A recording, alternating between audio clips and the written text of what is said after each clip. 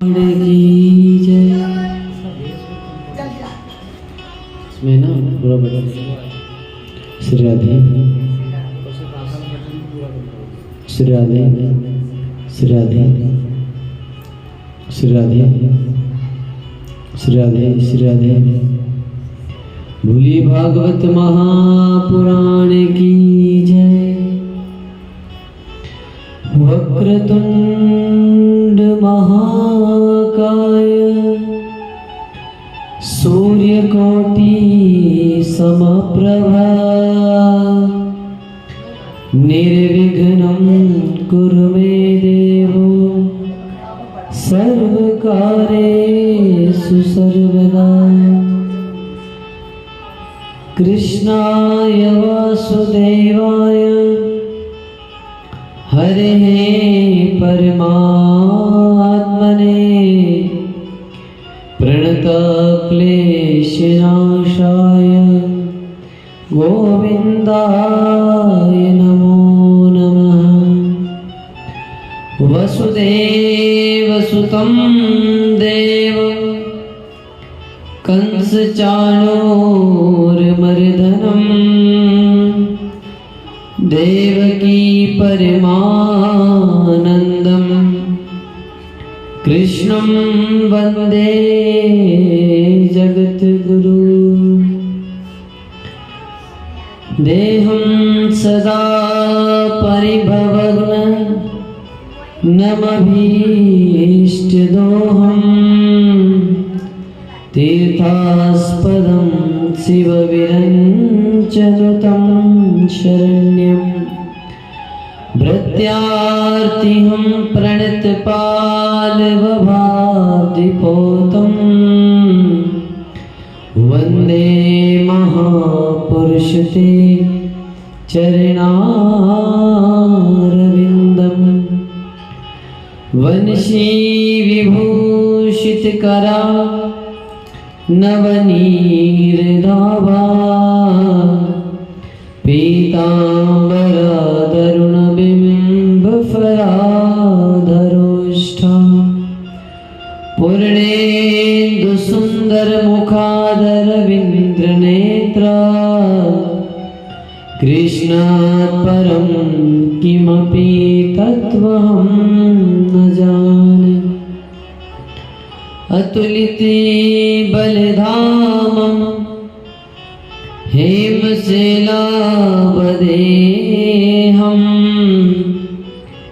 धनुजवन कृशानं ज्ञानिनामाग्रगण्यं सकलगुणनिधानं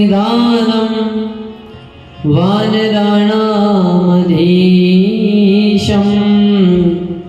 रघुपतिप्रियभक्तं वातजातं नमामि।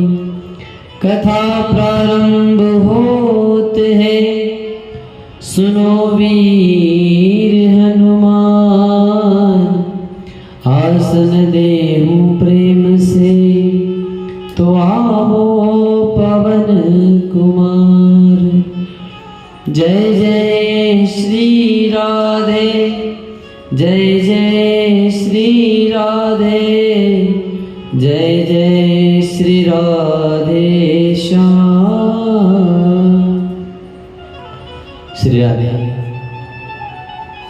पधारे हुए सभी भक्तगण मातृ शक्ति बाल गोपाल आप सभी के हृदय में विराजमान ठाकुर जी के चरणों में नमन करते हुए नगर देवता ग्राम देवता स्थान देवता सभी के चरणों में नमन करते हुए हम सभी के पितृ भगवान के चरणों में नमन करते हुए आइए भागवत महापुराण की इस पावन ज्ञान गंगा में हम सब लोग गोता लगाते हैं। बड़ा ही शुभ अवसर आज यादव परिवार में आया है कि ठाकुर जी की सुंदर सी कथा भगवान की वांगमय मूर्ति और भगवान के मुखारविंद से प्रकट हुई ये गंगा आज हमारे यहाँ पर प्रकट हुई है। तो आइए भागवत महापुराण की इस पावन कथा में हम सब प्रवेश करें। उसके पूर्व थोड़ा भगवान नाम संकीर्तन करके भगवान का नाम जप करके, क्योंकि मन की पवित्रता, मन को पवित्र करने में सबसे अच्छी कोई वस्तु है तो भगवान का नाम है। जब कोई कपड़ा हम पहने और उसमें कोई दाग लग जाता है तो हमसे नहीं धुलता है, तो हम धोबी की अमा दे देते हैं। तो एक ऐसी भी स्थिति होती है कि धोबी भी हाथ खड़े कर देता, भैया ये कपड़ा मुझसे भी धुलने वाला नहीं। पर भगवान का नाम एक ऐसा साधन है जो बड़े से बड़े दाग को भी मिटाने में सक्षम है। तो आइए इस नाम की धारा में डूबते हुए बोली गोपाल कृष्ण भगवान की। श्री कृष्ण गोविंद हरे मुरारी, हे नाथ नारायण वासुदेवा। श्री कृष्ण गोविंद हरे मुरारी, हे नाथ नारायण वासु, हे नाथ नारायण वासुदेवा, हे नाथ नारायण वासुदेवा। श्री कृष्ण गोविंद हरे मुरारी, हे नाथ नारायण। गोविंद मेरी यह प्रार्थना है, गोविंद मेरी यह प्रार्थना है। भूलो ना मैं नाम कभी तुम्हारा, भूलो ना मैं नाम कभी। निष्काम हो कर दिन रात गाऊं, निष्काम हो कर दिन रात गाऊं। हे नाथ नारायण वासुदेवा। श्री कृष्ण गोविंद हरे मुरारी, हे नाथ नारायण वासु, हे नाथ नारायण, हे नाथ नारायण वासुदेवा, हे नाथ नारायण वासुदेवा। बोले गोपाल कृष्ण भगवान की जय, भागवत महापुराण की जय, आज के आनंद की जय, सद्गुरुदेव भगवान की जय। जय जय श्री राधे श्याम। आइए भागवत महापुराण की इस पावन गंगा में हम सब लोग गोता लगाते हैं। बड़ा ही सुंदर ये पर्व चल रहा है, पितृपक्ष है और आज नौमी तिथि। नौमी तिथि के दिन हम भगवत महापुराण की इस ज्ञान गंगा में गोता लगा रहे हैं, क्योंकि कहा कि कई जन्मों के जब पुण्य उदय होते हैं तब जाकर भगवान की कथा सुनने को प्राप्त होती है। देखो ये बात हर बार कही जाती है, ऐसा नहीं। आप कहीं भी कथा सुनने जाओगे तो महाराज जी आपसे कहेंगे कि भैया आज आपके बहुत पुण्य जागे हैं, तब जाकर आप कथा सुनने आएगा।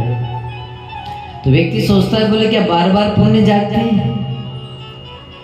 हर बार पंडित जी एक ही बात बोलते हैं, बोले आज तुम्हारे भाग्य जागे इसलिए तुम कथा सुनने आए। तो बात तो सही है, तो महाराज बार बार पुण्य जागते हैं क्या? बोले हाँ। बोले जब आप एक बार कथा सुनते हो तो एक बार तो हम पूरी कथा सुन नहीं पाते भाई, इधर से सुनी और इधर से एक खिड़की से कथा आ रही है और दूसरी खिड़की से कथा जा रही है। तो एक बार कथा सुनी कुछ नहीं सुनी, तो भगवान क्या करते हैं, बोले बार बार व्यक्ति के पुण्य जगा देते हैं। क्या करते हैं कि एक बार इसने कथा सुनी, सुन करके इधर निकाल दी, ये रह गया, तो भगवान कृपा करते हैं और उसके भाग्य को वापस जगा देते हैं और उससे फिर भागवत की शरणागति पहुंचा देते हैं कि भैया अगली बार नहीं सुन पाए तो इस बार सुन, ताकि कल्याण हो।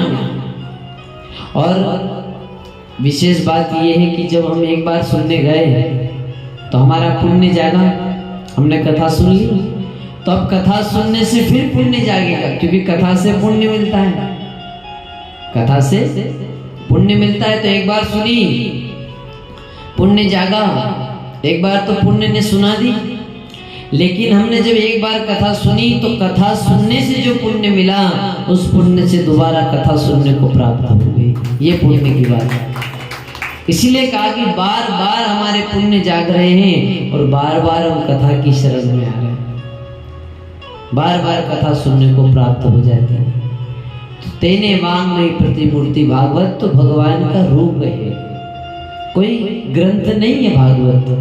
कहा कि भागवत तेने वांग्मयी प्रतिमूर्ति, यानी भगवान का रूप है भागवत। एक एक अक्षर में आपको कृष्ण का दर्शन हो जाएगा, ऐसा भागवत ग्रंथ है। और महाराज बड़े भाग्य से भगवान की कथा सुनने को प्राप्त होती है, क्योंकि भगवान की 3 कृपा बड़ी विशेष है। कितनी कृपा? 3। बोले 3 कृपा भगवान की कौन सी विशेष है? तो कहा कि सबसे पहले भगवान की कृपा ये है, पहली कृपा कि भगवान ने हमें इस भारत भूमि पर जन्म दिया। कहाँ पर? भारत की भूमि में। यदि हम कहीं विदेश में होते तो वहां तो सनातन धर्म है नहीं, तो वहां ये सनातन धर्म का आनंद नहीं ले पाते। जब भगवान ने जन्म लिया, जब भगवान ने लीलाएं करी, उस भारत की भूमि पर हमें जन्म मिलना, ये पहली भगवान की कृपा है। फिर आगे कहा कि दूसरी कृपा कौन सी भगवान की? तो बोले भारत की भूमि पर जन्म मिलना, पर मनुष्य की योनि में आना, क्योंकि यहाँ तो 84 लाख वैरायटी है भगवान के पास। गाय, गधे, घोड़े, पेड़, पहाड़, पौधे। अब हम कोई कुत्ता बिल्ली चूहे मेंढक की योनि में होते तो आज यहाँ बैठ कर के कथा नहीं सुन पाते, भगवान का दर्शन नहीं कर पाते। तो भगवान की बोले दूसरी कृपा ये है कि भगवान ने हमें मनुष्य बनाया। अब एक कृपा हो गई कि भारत की भूमि पे जन्म, दूसरी कृपा की मनुष्य बने। बोले तीसरी कृपा भगवान की क्या है? तो बोले तीसरी भगवान की सबसे बड़ी ये कृपा है कि भारत भूमि में जन्म मिलना, मनुष्य योनि में आना, और इस मनुष्य योनि में आकर भगवान की कथा सुनने को मिल जाए, ये भगवान की तीसरी कृपा है।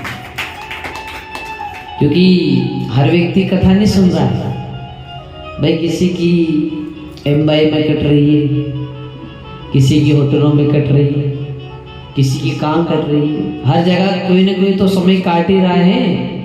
लेकिन वो भक्त कितने भाग्यशाली हैं कि जिनकी भागवत की शरणागति में कट रही है।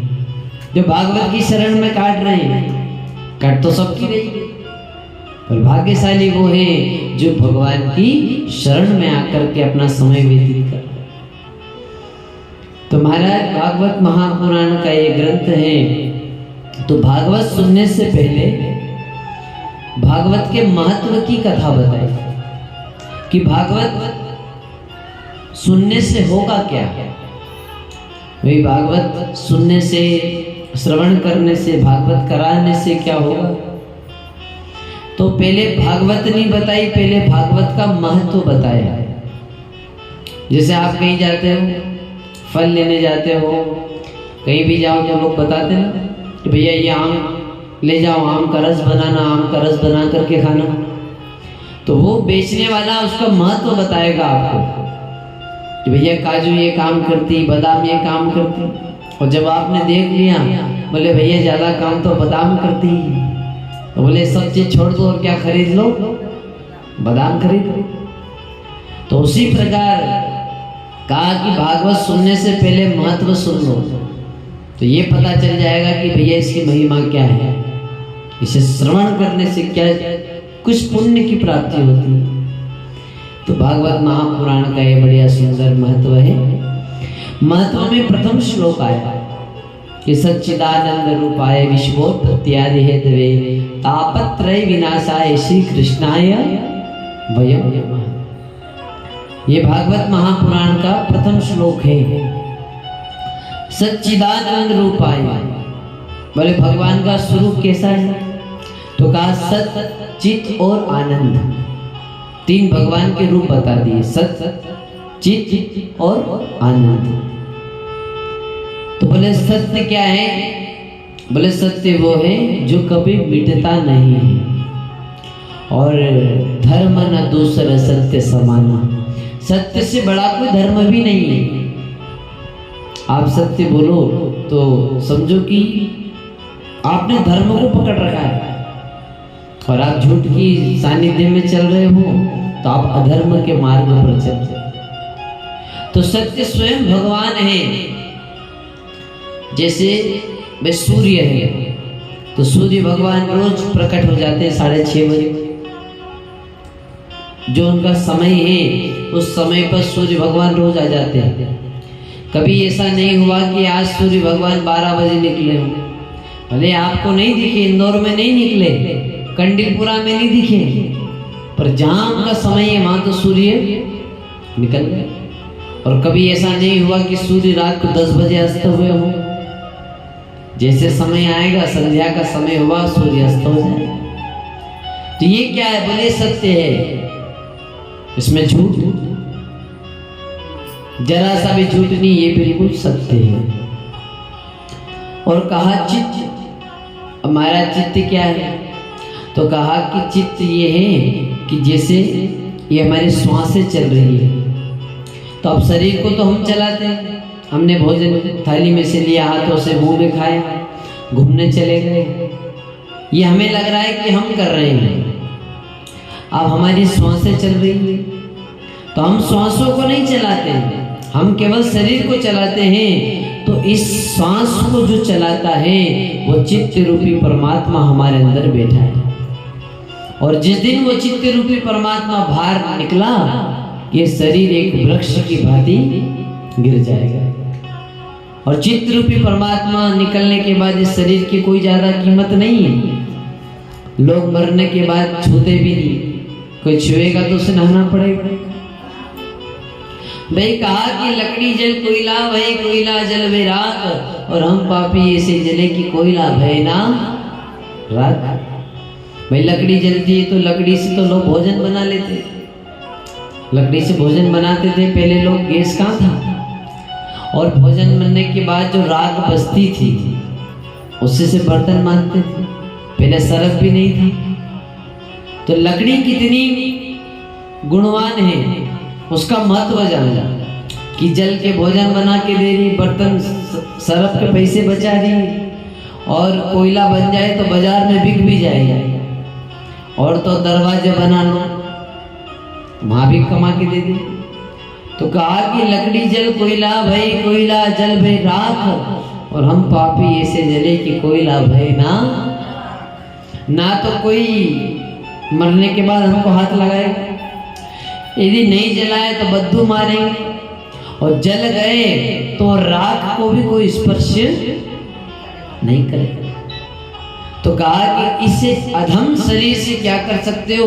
बोले भगवान का नाम, जितना नाम जप सको, जितनी भगवान की कथा सुन सको, उतनी कथा श्रवण कर लो।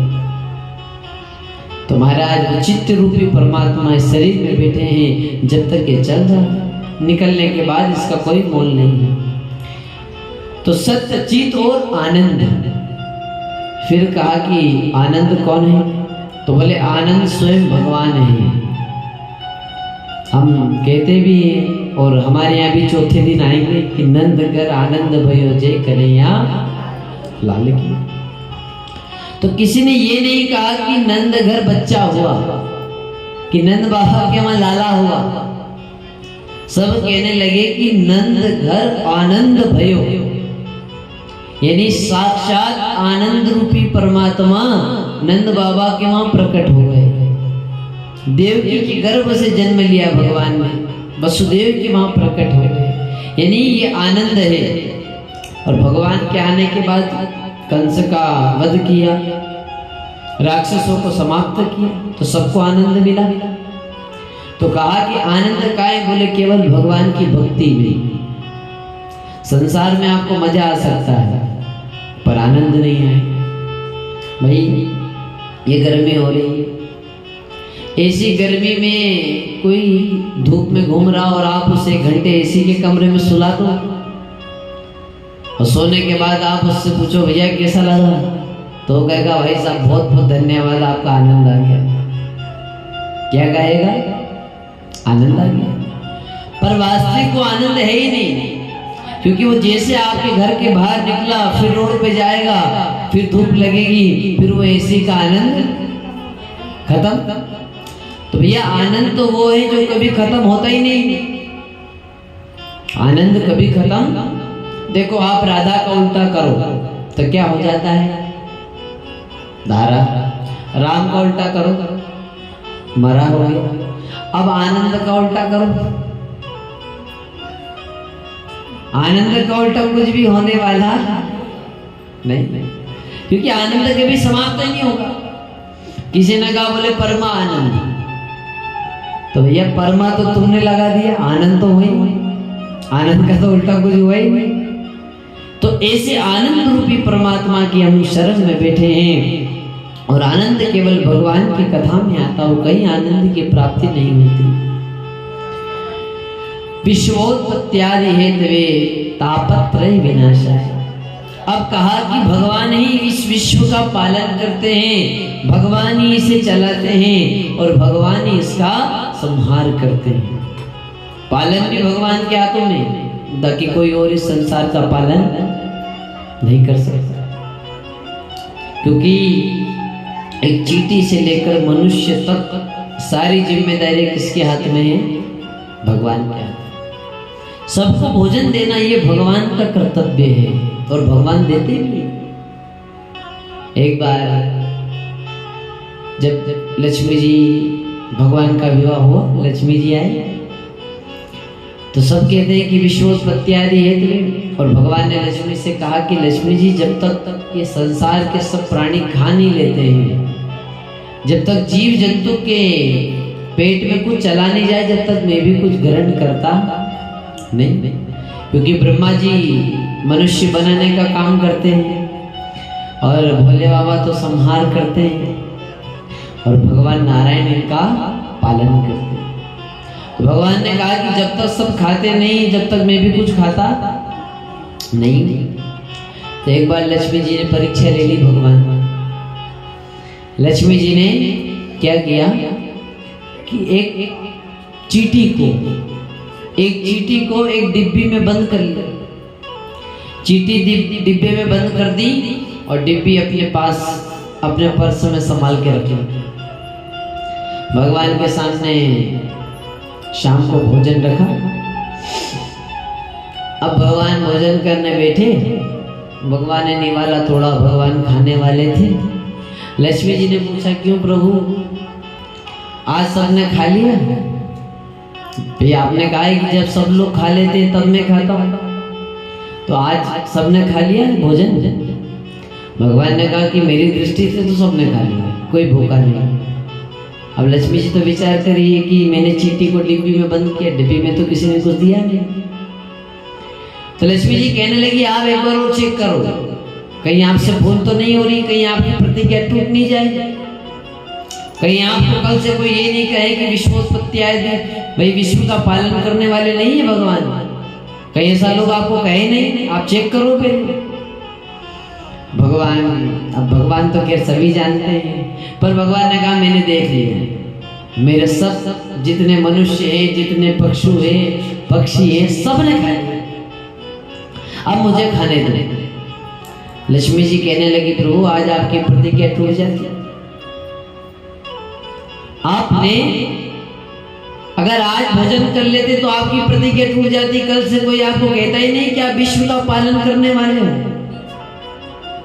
भगवान ने कहा कि मैं कह रहा हूं ना सबने खा लिया। तो लक्ष्मी जी कहने लगी प्रभु रुको जरा। लक्ष्मी जी वो डिब्बी लेकर आए। लक्ष्मी जी कहने लगी कि इस डिब्बी के अंदर एक चींटी बंद है, उसे मैंने ही बंद करके रखा और आपने उसे खाना दिया नहीं, तो वो चींटी भूखी रहती और आप खा लेते तो आपकी प्रतिज्ञा टूट जाती। भगवान ने कहा देवी पहले डिब्बी तो खोल, पहले एक बार डिब्बी खोल। तो जैसे ही लक्ष्मी जी ने डिब्बी खोली तो क्या चमत्कार हो गया भैया, कि वह चींटी एक चावल के दाने को बड़े प्रेम से खा रही है। एक चावल का दाना बड़े प्रेम से खा रही है। लक्ष्मी जी कहने लगी, ये दाना कहाँ से आया? मैंने तो डिब्बी अच्छे से पैक करी थी। भगवान ने कहा कि जब तुम डिब्बी पैक कर रही थी ना, तो तुम्हारे माथे से एक चावल का दाना मैंने डिब्बे में गिरा दिया था। क्योंकि मुझे पता था कि तुम ऐसा करने वाली है। तो लक्ष्मी जी मान गई कि विश्वोत्पत्ति इत्यादि जो लोग कहते हैं कि विश्व का पालन करने वाले हैं, तो ये बात सच है, ये झूठी नहीं है। इस बात में महाराज बहुत सच्चाई है। तो भगवान ही इसका पालन करते हैं, भगवान इसे बनाते हैं, और ऐसे अविनाशी भगवान को हम सब लोग प्रणाम करते हैं। कहा कि श्री कृष्णाय वयम नमः, क्योंकि भगवान को ज्यादा हम कुछ दे भी नहीं सकते। भाई तन मन धन प्रभु सब कुछ तेरा, क्या लागे?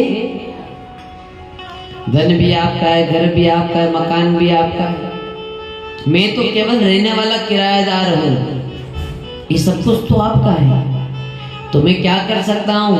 तो कहने लगे कि श्री कृष्णाय वयम नमः, केवल मैं आपको प्रणाम कर सकता हूँ। और भगवान को प्रणाम बहुत पसंद है। जब कोई जीव भगवान को प्रणाम करता है तो भगवान बड़े प्रसन्न हो जाते हैं, क्योंकि कुछ दे तो सकता है नहीं, केवल प्रणाम ही कर सकता है। तो उस प्रणाम से भगवान प्रसन्न हो जाते हैं, क्योंकि सब कुछ तो दीनानाथ आपका है, मैं तो केवल आपका दास हूं। तन मन धन सब कुछ तेरा, क्या लागे मेरा? अच्छा, कुछ लोग तो ये कहते हैं कि तन मन धन प्रभु सब कुछ तेरा, कुछ लोग उल्टे होते हैं, भगवान से कहते हैं कि तन मन धन घर सब मेरा, क्या लागे तेरा? ये तन घर सब कुछ क्या है? मेरा है। भगवान तुम्हारा क्या है? और तो मेरा तुमको अर्पण कर रहा हूं। अब भगवान भी सोचते हैं कि भली है भक्त की, मुझसे कह रहा है कि मैं आपको अर्पण करूं। हम भगवान को क्या दे सकते हैं बताओ, जिसकी पत्नी साक्षात लक्ष्मी। अब जो खुद ही बैंक वाला व्यक्ति हो, जिसने बैंक ही बनाई है, तो वो कभी किसी एटीएम में जाएगा 500 रुपये निकालने? भैया जिसकी बैंक है वो तो खुद बैंक में से करे, उसको एटीएम की लाइन में खड़े होने की जरूरत ही नहीं है। तो उन्हें कुछ दे नहीं सकते, इसलिए संत कहने लगे कि केवल प्रणाम कर लो। प्रणाम करने से भगवान अपना ऐश्वर्य तुम्हें प्रदान कर दे। सुंदर महाराज नेमि से सूतमासी नव विवाद्य महामति। आज नेमिषारण्य की पावन भूमि पर सोनक आदि 88,000 ऋषि एकत्रित हुए। नेमिषारण्य लखनऊ के पास मुजफ्फर जिला है, सीतापुर जिला के आगे आता है नेमिषारण्य। क्योंकि भागवत की कथा 3 जगहों पर हुई। कितनी जगह पर? देखो, ये सूत जी 88,000 ऋषि को कथा सुना रहे हैं। उस जगह का नाम है नेमिषारण्य, उसे चक्र तीर्थ भी कहा जाता है।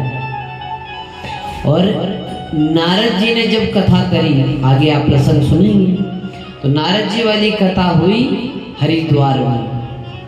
और जब सुखदेव जी ने परीक्षित को कथा सुनाई, तो वो कथा हुई महाराज अपने सुक्रताल में।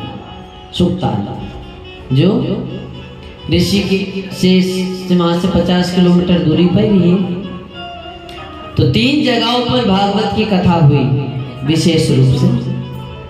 तो महाराज नेमिषारण्य की पावन भूमि 88,000 ऋषि बैठे और ऋषियों ने प्रश्न किया। अब 88,000 ऋषि एक साथ प्रश्न करेंगे तो भी गड़बड़ हो जाएगी। तो 88,000 ऋषि में एक सोनक ऋषि, तो उन ऋषियों की तरफ से सोनक जी सूत जी से प्रश्न कर रहे हैं। सोनक जी कहने लगे कि हे सूत जी महाराज,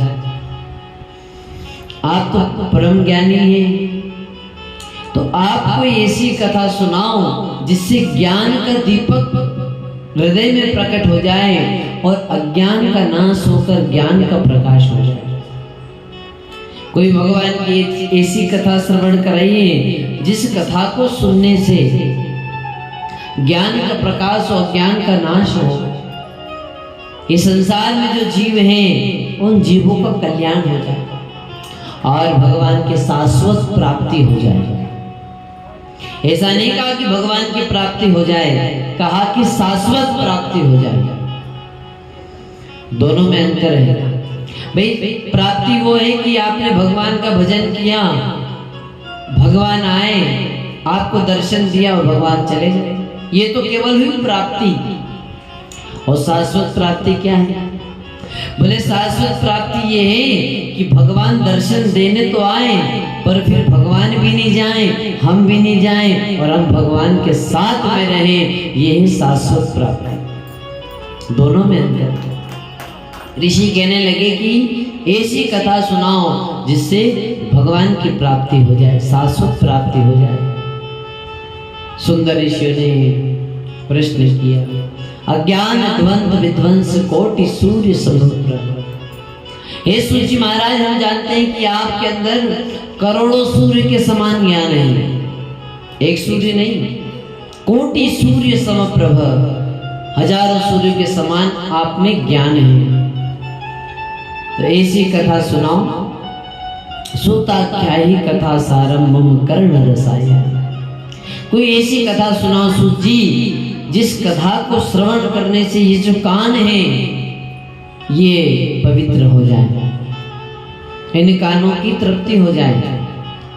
सुंदर ऋषियों ने जब प्रश्न किए तो महाराज सूत जी महाराज बड़े प्रसन्न हुए, क्योंकि ऋषि कह रहे हैं कि चिंता मणिर लोक सुखम सुरुतु स्वर्ग संपदम प्रेक्षिते गुरु प्रीतो वैकुंठम योगी दुर्लभम। सोनक जी कहने लगे कि चिंतामणि केवल संसार के सुख दे सकती है। आपने सुनी होगी चिंतामणि होती है या कल्प वृक्ष, ये केवल आपको संसार के सुख दे सकते हैं। आप इनसे कहो कि कार दे दो, मकान दे दो, बंगला दे दो तो सब दे देंगे, चिंतामणि भी दे देगी, कल्प वृक्ष भी दे देगा। लेकिन आप इससे कहो कि भगवान का दर्शन करा दो, तो ये सामर्थ्य चिंतामणि में नहीं है कि वो आपको भगवान का दर्शन करा दे। स्वर्ग तक पहुंचा सकती है लेकिन वैकुंठ तक नहीं पहुंचा सकती। चिंतामणि संसार के सुख दे सकती हैं, लेकिन सोनक ऋषि कहने लगे यदि गुरु की कृपा हो जाए तो जो वैकुंठ दुर्लभ है वो वैकुंठ भी जीव को प्राप्त हो जाता है। परीक्षिति गुरु पीतो वैकुंठम योगी दुर्लभम। नहीं उसको जो मानो वैकुंठ दुर्लभ है वो दुर्लभ वैकुंठ भी गुरु की कृपा से जीव को प्राप्त हो जाता है। ये सामर्थ्य गुरु की वाणी में है, गुरु की सन्निधि शरणागति लेने में है कि उससे जीव को वैकुंठ भी प्राप्त हो जाता है। परीक्षिति गुरु पीतो वैकुंठम योगी दुर्लभम। महाराज गुरु की कृपा से कहा कि जो वैकुंठ दुर्लभ है वो वैकुंठ भी जीव को प्राप्त हो जाता है। परीक्षिति गुरु पीतो वैकुंठम योगी दुर्लभम। बोले जो वैकुंठ दुर्लभ है गुरु की कृपा से वो वैकुंठ भी प्राप्त हो जाता है। परीक्षिति गुरु पीतो वैकुंठम योगी दुर्लभम। गुरु की कृपा से वह दुर्लभ वैकुंठ भी जीव को प्राप्त हो जाता है। गुरु की कृपा से जीव भव सागर से मुक्त हो जाता है, भगवत कृपा को प्राप्त कर लेता है। तो सूत जी महाराज के चरणों में सब ऋषि प्रणाम करते हैं कि आप ऐसी कथा सुनाओ जिससे भगवान की प्राप्ति हो जाए। भगवान का जो वैकुंठ दुर्लभ है उस दुर्लभ वैकुंठ का दर्शन हो जाए, भगवान का दर्शन हो जाए, भगवान की कृपा प्राप्त हो जाए। सूत जी महाराज ऋषियों के प्रश्न सुनकर बड़े प्रसन्न हुए। सूत जी कहने लगे जो आपके प्रश्न हैं केवल आपका प्रश्न नहीं, ये प्राणी मात्र का प्रश्न है। संसार में भगवत प्राप्ति तो हर जीव को करना है, हर जीव को भगवान का दर्शन करना है, भगवत कृपा को प्राप्त करना है। तो भगवान की प्राप्ति करने का साधन तो भगवान का नाम है। तो आपने जो प्रश्न किया है ये प्राणी मात्र का कल्याण करने वाला प्रश्न है। सूत जी कहने लगे, ऋषियों मैं अब आपको ऐसा ग्रंथ सुनाना जाता हूं जिस ग्रंथ को श्रवण करने से जीव भय से मुक्त हो जाता है। तो बोले संसार में सबसे बड़ा भय क्या है? तो कहा कि संसार में सबसे बड़ा भय है मृत्यु का। इसका भय है मृत्यु का। संसार में सबसे बड़ा भय है मृत्यु का, क्योंकि काल अव्याल मुख ग्रास त्रास निर्नाश हेतवे। महाराज जीव कहाँ बैठा है? तो कहा कि काल के मुख में। काल रूपी के मुख में हम बैठे। जीव काल के मुख में बैठा है। अब वो काल कब किसको गटक ले इसका कोई भरोसा नहीं। तो कहा कि संसार में सबसे बड़ा भय किसका है? तो बोले काल का। इसीलिए कहा कि श्रीमद् भागवतम शास्त्रम कलो कीरेण भाषितम।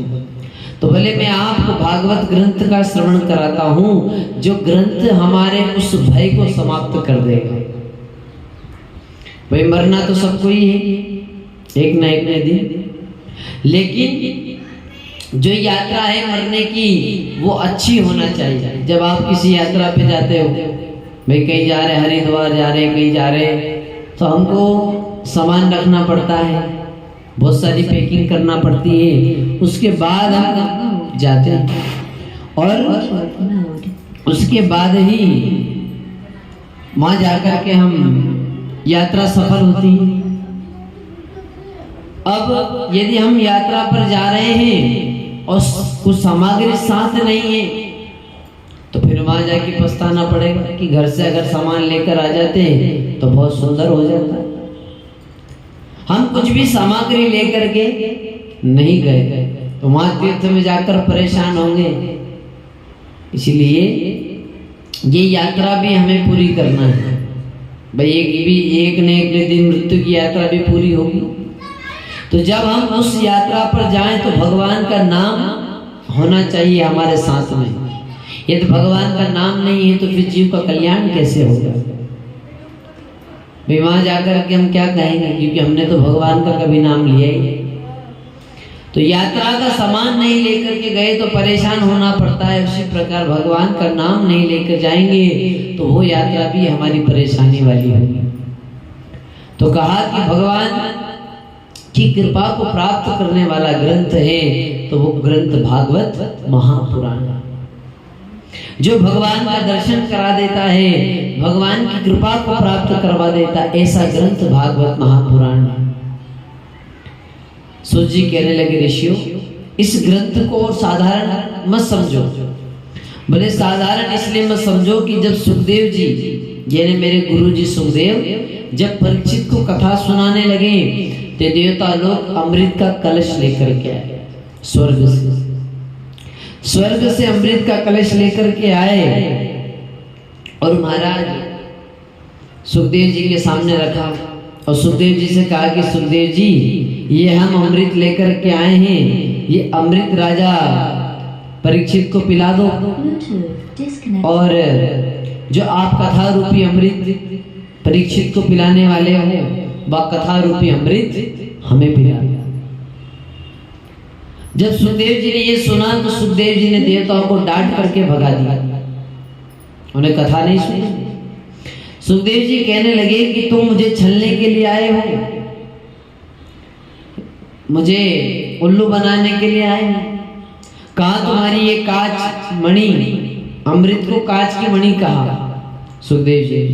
कहा कि कहाँ है तुम्हारी कांच की मणि है और कहाँ मेरा दुर्लभ ये भागवत महापुराण ग्रंथ है जो अमृत के समान है। तो अब ऐसा कौन व्यक्ति होगा जो भैया मणि देकर के कांच की मणि लेगा? कोई ऐसा तो ज्ञानी होगा नहीं जो आपसे कांच की मणि ले ले और आपको असली मणि दे दे। तो डांट कर सुखदेव जी ने सब देवताओं को भगा दिया। देवता लोग बड़े नाराज हुए और ब्रह्मा जी के पास गए। कहा कि हे ब्रह्मदेव, आज हम सुखदेव जी के पास गए तो सुखदेव जी ने हमारे अमृत को कांच का टुकड़ा बोलकर हमें डांट करके भगा दिया। क्या इस अमृत का कोई मोल नहीं है? क्या इसकी कोई कीमत नहीं है? सुखदेव जी ने कहा कि सुखदेव जी ने हमें डांट करके भगा दिया। ब्रह्मा जी कहने लगे कि एक काम करो, अभी हम दोनों में फर्क कर लेते हैं कि भैया अमृत श्रेष्ठ है कि भागवत श्रेष्ठ है।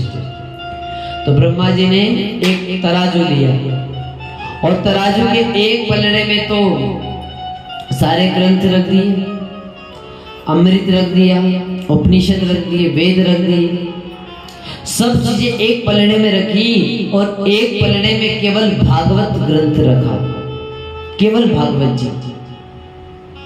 एक तरफ सारे शास्त्र हैं, अमृत हैं, एक पलड़े में केवल भागवत जी। और जैसे ब्रह्मा जी ने भागवत जी तोलने के लिए जैसे इस तराजू उठाया तो क्या चमत्कार हुआ कि भागवत का पलड़ा तो नीचे रह गया और सारे ग्रंथ वाला पलड़ा ऊपर हो गया। क्योंकि जो भारी वस्तु होती है वो हमेशा नीचे होती है और हल्की वस्तु ऊपर हो गई। तो सब लोग कहने लगे कि भैया इस अमृत से भी श्रेष्ठ कोई है तो वो है भागवत। आज सब लोग भागवत की महिमा जान गए कि सबसे श्रेष्ठ, अमृत से भी श्रेष्ठ कौन है? भागवत। क्योंकि देखो देवताओं के पास अमृत है, तो ऐसा नहीं कि अमृत कोई साधारण चीज है, अमृत भी बहुत मूल्यवान है। अमृत को निकालने में भगवान को बहुत मेहनत करना पड़ा, क्योंकि भगवान को कश्यप अवतार लेना पड़ा, फिर धन्वंतरी रूप बनाया, भगवान ने अमृत लेकर के आए। फिर भी जब अमृत देवताओं को नहीं मिला तो भगवान ने मोहिनी रूप बनाया। इतने रूप धारण करें तब जाकर अमृत देवताओं को मिला। लेकिन महाराज बात यह है कि जो वस्तु थोड़ी होती है, अब जो थोड़ी सी है तो उसको बांटने में लोग कंजूसी करते हैं। अब ज्यादा हो तो मुट्ठा भर भर के बांटेंगे और थोड़ी सी हो तो फिर थोड़ा थोड़ा देंगे। तो उसी ही प्रकार अमृत थोड़ा सा है और पहले देवताओं ने पी लिया है, तो अब बेचारे देवता थोड़ा थोड़ा अमृत पीते, ज्यादा नहीं पीते क्योंकि फिर एक ही बार में खत्म हो जाएगा, इसलिए जरा जरा सा पीते। और भागवत ग्रंथ तो सागर की तरह विशाल है, जिसमें कंजूसी वाला कोई काम नहीं। ना तो कहने वाला कंजूसी कर रहा है और ना ही सुनने वाला कंजूसी कर रहा है। और भैया जितना इसमें डूबोगे, जिससे भगवान के मुखारविंद, भगवान से दो गंगा प्रकट हुई, एक गंगा चरणों से प्रकट हो गई, एक भगवान के मुख से प्रकट हो गई। अब जो चरणों से प्रकट हुई है वो गंगा हरिद्वार में है, और जो मुख से प्रकट हुई वो भागवत रूपी गंगा जो आपके घर में बह रही है। पर दोनों में अंतर है, आप उस गंगा में ज्यादा डूब नहीं सकते। कभी इच्छा हो जाएगी चलो किनारे पे थोड़ी नहाएंगे, अंदर जाके नहाते हैं बीच में, जब बीच में नहाने गए तो भी नहाते ही रह जाओगे, फिर वापस घर आने की कोई गारंटी नहीं है। डूब जाओगे तो भय रहेगा कि भैया हो ज्यादा अंदर मत जाना, ये सांकल पकड़ के ना लो। लेकिन इस गंगा में स्वतंत्र हैं, कोई ये नहीं कहेगा कि भैया देखना डूब मत जाना, कोई किनारे पे रहने को भी नहीं कहेगा, उल्टा ये कहेंगे कि इस ग्रंथ में इतना डूब जाओ, इतना डूब जाओ कि भगवान के धाम को प्राप्त करो। क्योंकि इसमें धारा है राधा नाम की, वो धारा भगवान के चरणों से मिला दिया। तो ये गंगा मुख से प्रकट हुई, वो गंगा चरणों से प्रकट हुई। उस गंगा में नहाना हो तो हरिद्वार जाना पड़ेगा, वो गंगा आपके घर नहीं आएगी। वो गंगा हर जगह नहीं जाती, वो जहां से बह रही है वहां आपको जाना पड़ेगा। लेकिन धन्य है भागवत रूपी गंगा, जो घर में ले आओ, नगर में ले जाओ, मोहल्ले में ले जाओ, जहां तुम्हारी इच्छा हो वहां लेकर के जाओ। ये गंगा वहां प्रकट हो जाती है उद्धार करने के। तो देवताओं के पास अमृत है, थोड़ा है तो वो जरा जरा सा पीते हैं, लेकिन भागवत रूपी तो विशाल ग्रंथ है, इसमें जितना आप डूबोगे उतना भगवान की कृपा आपको प्राप्त होगा, उतना प्रभु का दर्शन आपको प्राप्त हो जाएगा, उतनी ठाकुर की कृपा आपको प्राप्त होगी। महाराज सोनागादी ऋषि कहने लगे कि सूत जी महाराज, जब इतना बड़ा ग्रंथ है तो इसे 7 ही दिन तक क्यों सुनना है? ग्रंथ बड़ा है तो दिन ज्यादा होना चाहिए। तो 7 दिन सुनने की विधि कहां से आरंभ हुई, जरा हमें ये बताइए। तो सूत जी महाराज कहते हैं कि इस विधि को नारद जी ने आरंभ किया। सोनागादी ऋषि कहने लगे, बोले नारद जी तो एक जगह पर रुकते नहीं, हमेशा घूमते रहते। तो फिर नारद जी ने 7 दिन तक कथा कैसे सुनी? वो तो कभी रुकते ही नहीं, घूमते रहते। तो सूत जी कहने लगे कि एक कदा विशालाय चत्वारो ऋषियों मिला सत्संगम समार्यादा दद्र सुतंत्र नारद। बोले एक समय की बात है कि ब्रह्मा जी के 4 मानस पुत्र हैं, सनत, सनंदन, सनातन, सनत कुमार। इन सबसे पहले ब्रह्मा ने जब सृष्टि बनाई तो इनको प्रकट किया, इनसे कहा कि तुम सृष्टि करो, तो इन्होंने मना कर दिया, हम सृष्टि नहीं करेंगे। तो ब्रह्मा जी को क्रोध आया, ब्रह्मा जी ने श्राप दे दिया कि मैं तुम चारों को श्राप देता हूं कि तुम्हारी आज के बाद आयु नहीं बढ़ेगी। तो चारों भाई 5 वर्ष के ही हैं, कभी भी इनकी आयु बढ़ती नहीं। चारों कहने लगे, बोले ये तो और अच्छा हो गया, बड़े होंगे नहीं तो और शादी वादी करना नहीं पड़ेगी, बच्चे बनकर घूमते रहेंगे, भगवान का नाम जपते रहेंगे। तो चारों ऋषि बद्रीनाथ में भ्रमण कर रहे थे, तो इन्होंने क्या देखा कि नारद जी बड़े दुखी परेशान भागे भागे आ रहे थे। अब जो 4 ऋषि हैं ना, इनके बाद ब्रह्मा जी ने 10 ऋषियों को जन्म दिया। तो जिसमें 10वें थे नारद जी, तो नारद जी भी इनके भाई लगते। अब जैसे ही नारद जी बड़े दुखी होकर के आ रहे थे, तो चारों ऋषियों ने कहा कि कथम ब्रह्मण्य दीन मुखा। अरे नारद जी, आप इतने उदास होकर कहां भागे जा रहे हो? आपके पास तो कोई टेंशन भी नहीं है, कोई गृहस्थी भी नहीं है, कोई धन दौलत भी ऐसी आपकी नहीं है कि कोई ये कुछ चोरी कर ले। कुछ ऐसा चोरी करने वाला तो आपके पास है नहीं। यदि किसी का धन चोरी होता है तो वो परेशान होता है, आपके पास तो कोई धन है नहीं, और जो धन है उससे कोई चोरी कर सकता नहीं। संतों के पास कौन सा धन है? बोले राधा नाम।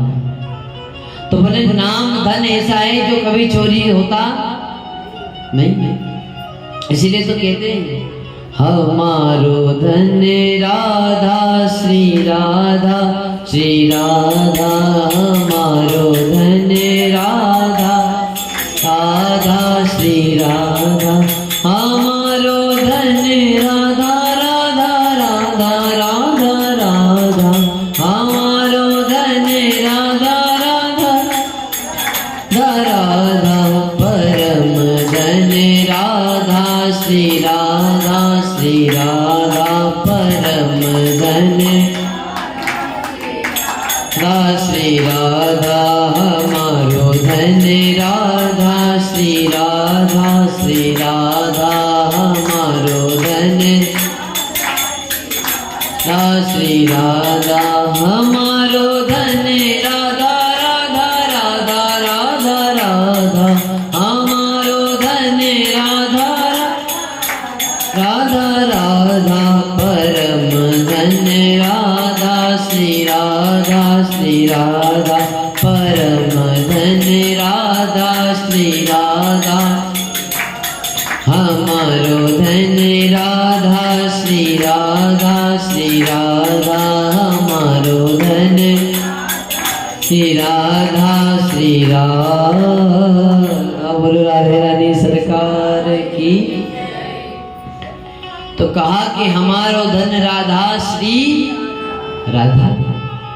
तो भैया ऐसा धन है जो कभी चोरी होता नहीं, और जो कभी खर्च करने से भी कम होता नहीं। जितना खर्च करो उतना बढ़ जाता है, ये तो ऐसा नाम है। तो चारों भाई कहने लगे कि नारद जी फिर आप उदास क्यों हो? आपको क्या टेंशन है जो आप इतने उदास हो? नारद जी कहने लगे कि अभी मैं बड़ी जल्दी में हूँ, मुझे भगवान नर नारायण के पास जाना है।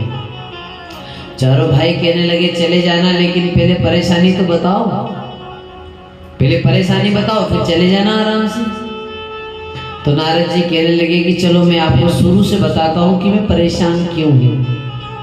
तो नारद जी कहने लगे पुष्करम च प्रयागम च काशीं गोदावरी तथा हरिक्षेत्रं कुरुक्षेत्रं श्रीरंग सेतु बंधनम। नारद जी कहने लगे कि मैंने विचार किया कि चलो मैं पृथ्वी का भ्रमण करके आ जाऊं। तो पृथ्वी पर भ्रमण करने के लिए आया तो विचार किया कि पृथ्वी पर सबसे ज्यादा श्रेष्ठ तीर्थ हैं, तो सबसे पहले मैं तीर्थों में गया, प्रयाग गया, क्योंकि प्रयाग जो है सब तीर्थों के गुरु हैं। पर वहां मुझे आनंद नहीं आया। फिर पुष्कर जी गया, पुष्कर में भी कहीं आनंद नहीं आया। भाई पुष्कर जो है गुरु है सब तीर्थों के, वहां भी आनंद नहीं आया। और हरिद्वार गया, काशी गया, वहां भी आनंद नहीं आया। श्री रंग सेतु बंधनम मतलब रामेश्वरम भी गया, लेकिन रामेश्वरम में भी कहीं मुझे आनंद नहीं आया, कहीं मन को शांति नहीं मिली तीर्थों में। तो बोले नारद जी को आनंद क्यों नहीं आया? तो कहा कि पाखंड निर्ता संतः, जो पाखंड जो पालन करने वाली चीज है उसका खंडन होने लगा है, वही पाखंड मानो आने लगा। यानी यदि सुबह ब्रह्म मुहूर्त में उठना है 4 बजे, तो एक गुरु जी कह रहे हैं कि सुबह भैया 4 बजे उठो, भगवान का नाम लो, ये करो वो करो। और फिर कहीं दूसरे गुरु जी कहते बोले कोई बात नहीं, आराम से 10 बजे उठो, 11 बजे पूजन करो, ज्यादा इतना मगजमारी करना नहीं, दीपक लगा दो, हाथ जोड़ लो, बस बोलते। तो बताओ ज्यादा लोग किस में जाएंगे? बोले ये गुरु जी कितने बढ़िया है, कोई मगजमारी नहीं, कहाँ उठो 4 बजे, बोले 10 बजे बढ़िया उठो। तो वो गुरु जी भी खुश और उनके चेले चपाटे भी खुश। तो पाखंड ये छा गया। अब जो पालन करने वाली चीज है उसका खंडन कर दिया। तो ये जब नारद जी ने देखा तो नारद जी को आनंद नहीं आया। और साहब नारद जी ने देखा कि भैया तीर्थों में तो लोग पुण्य कमाने आते हैं, लेकिन अब तो लोग पाप कमाने के लिए जा रहे हैं। वे तीर्थ में इसलिए जाते हैं कि चलो संसार में कहीं पाप किया और तीर्थ में गए, स्नान करके आ गए, तो वो संसार वाले पाप समाप्त हो जाएंगे। पर बोले लोग उल्टा कर, तीर्थ में जाके पाप कर रहे हैं। और तीर्थ जाता कौन है? किसी से पूछो, बोले हम तो बद्रीनाथ घूमने गए थे, बोले अभी हरिद्वार घूम के आए हैं, बोले अभी काशी जी घूम के आए। तो बताओ तीर्थ गए थे कि घूमने गए थे? और वहां जाकर के भी भगवान का नाम तो लेना नहीं, संसार वाली बातें, संसार वाली सुख सुविधाएं ढूंढना। तो महाराज नारद जी विचार करने लगे कि ये संसार के पाप तीर्थ में धोने आए कि यहाँ से पाप और बढ़ाने आए। क्योंकि हमारे शास्त्र कहते हैं कि संसार में आप कोई पाप करो, संसार में पाप यदि आपने किया और आप किसी तीर्थ में गए और वहां स्नान किया, दर्शन किया, तो वो पाप समाप्त हो जाएगा। लेकिन यदि आपने किसी तीर्थ में जाके पाप किया, संसार वाला पाप तो तीर्थ में समाप्त हो जाएगा, पर तीर्थ वाला पाप कहीं भी समाप्त होने वाला नहीं। तो तीर्थों में हमें पाप करने नहीं जाना, हमें पुण्य कमाने के लिए जाना है। नारद जी ने देखा, अब नारद जी ने विचार किया कि चलो संतों के वहीं कहीं आनंद तो आ नहीं रहा है, तो गृहस्थी लोगों के घर में चलो। यानी लोग कैसे रहते हैं, कैसे उनकी गृहस्थी जरा देख कर आओ। तो नारद जी लोगों के घर आए। तरुणी प्रभुता गे हे शाल को बुद्धिदायक। अब नारद जी आए गृहस्थियों के घर में तो वहां भी बड़ी विडंबना देखी। कई लोग ऐसे हैं जो माता पिता का सम्मान नहीं कर रहे, कई तो केवल देवी जी की चल रही है, वो कह दे वही कार्य हो रहा है। कोई माता पिता का सम्मान कर रहे हैं, कोई अपमान कर रहे हैं, कोई आदर कर रहे हैं, कोई अनादर कर रहे हैं। और नारद जी कहने लगे कि भैया प्रेम भी हो रहा है तो लोभ से। किससे हो रहा है? लोभ से। यानी प्रेम वाला प्रेम नहीं है, इसलिए प्रेम है कि जैसे कोई स्वार्थ हो कि भैया इससे मेरा ये काम बन जाएगा, इसलिए इससे मैंने नाता जोड़ और ये काम इससे कोई अपना काम ही नहीं है तो बोले इससे तोड़ो, इसको फोन में से डिलीट करो, और जिससे नाता है बोले उसको जोड़। यानी लोभ जीव के हृदय में प्रवेश करके गया। और ये लोभ भैया ज्यादा आनंद देने वाला नहीं, क्योंकि प्रेम सच्चा होना चाहिए। लोभ से कुछ भी फायदा नहीं है। एक बार एक जमाई था, अब जमाई ससुराल जाता है तो अपने ससुराल जाता है तो ससुराल वाले कुछ न कुछ उसको तिलक करके देते हैं। तो जमाई अपनी पत्नी को लेने ससुराल जा रहा था। उसने विचार किया कि मेरी सासू माँ हर बार मुझे 100 रुपए का तिलक करती। कितने का? हर बार एक ही रेट, हर बार जब भी जाओ तो 101 रुपए का तिलक करती।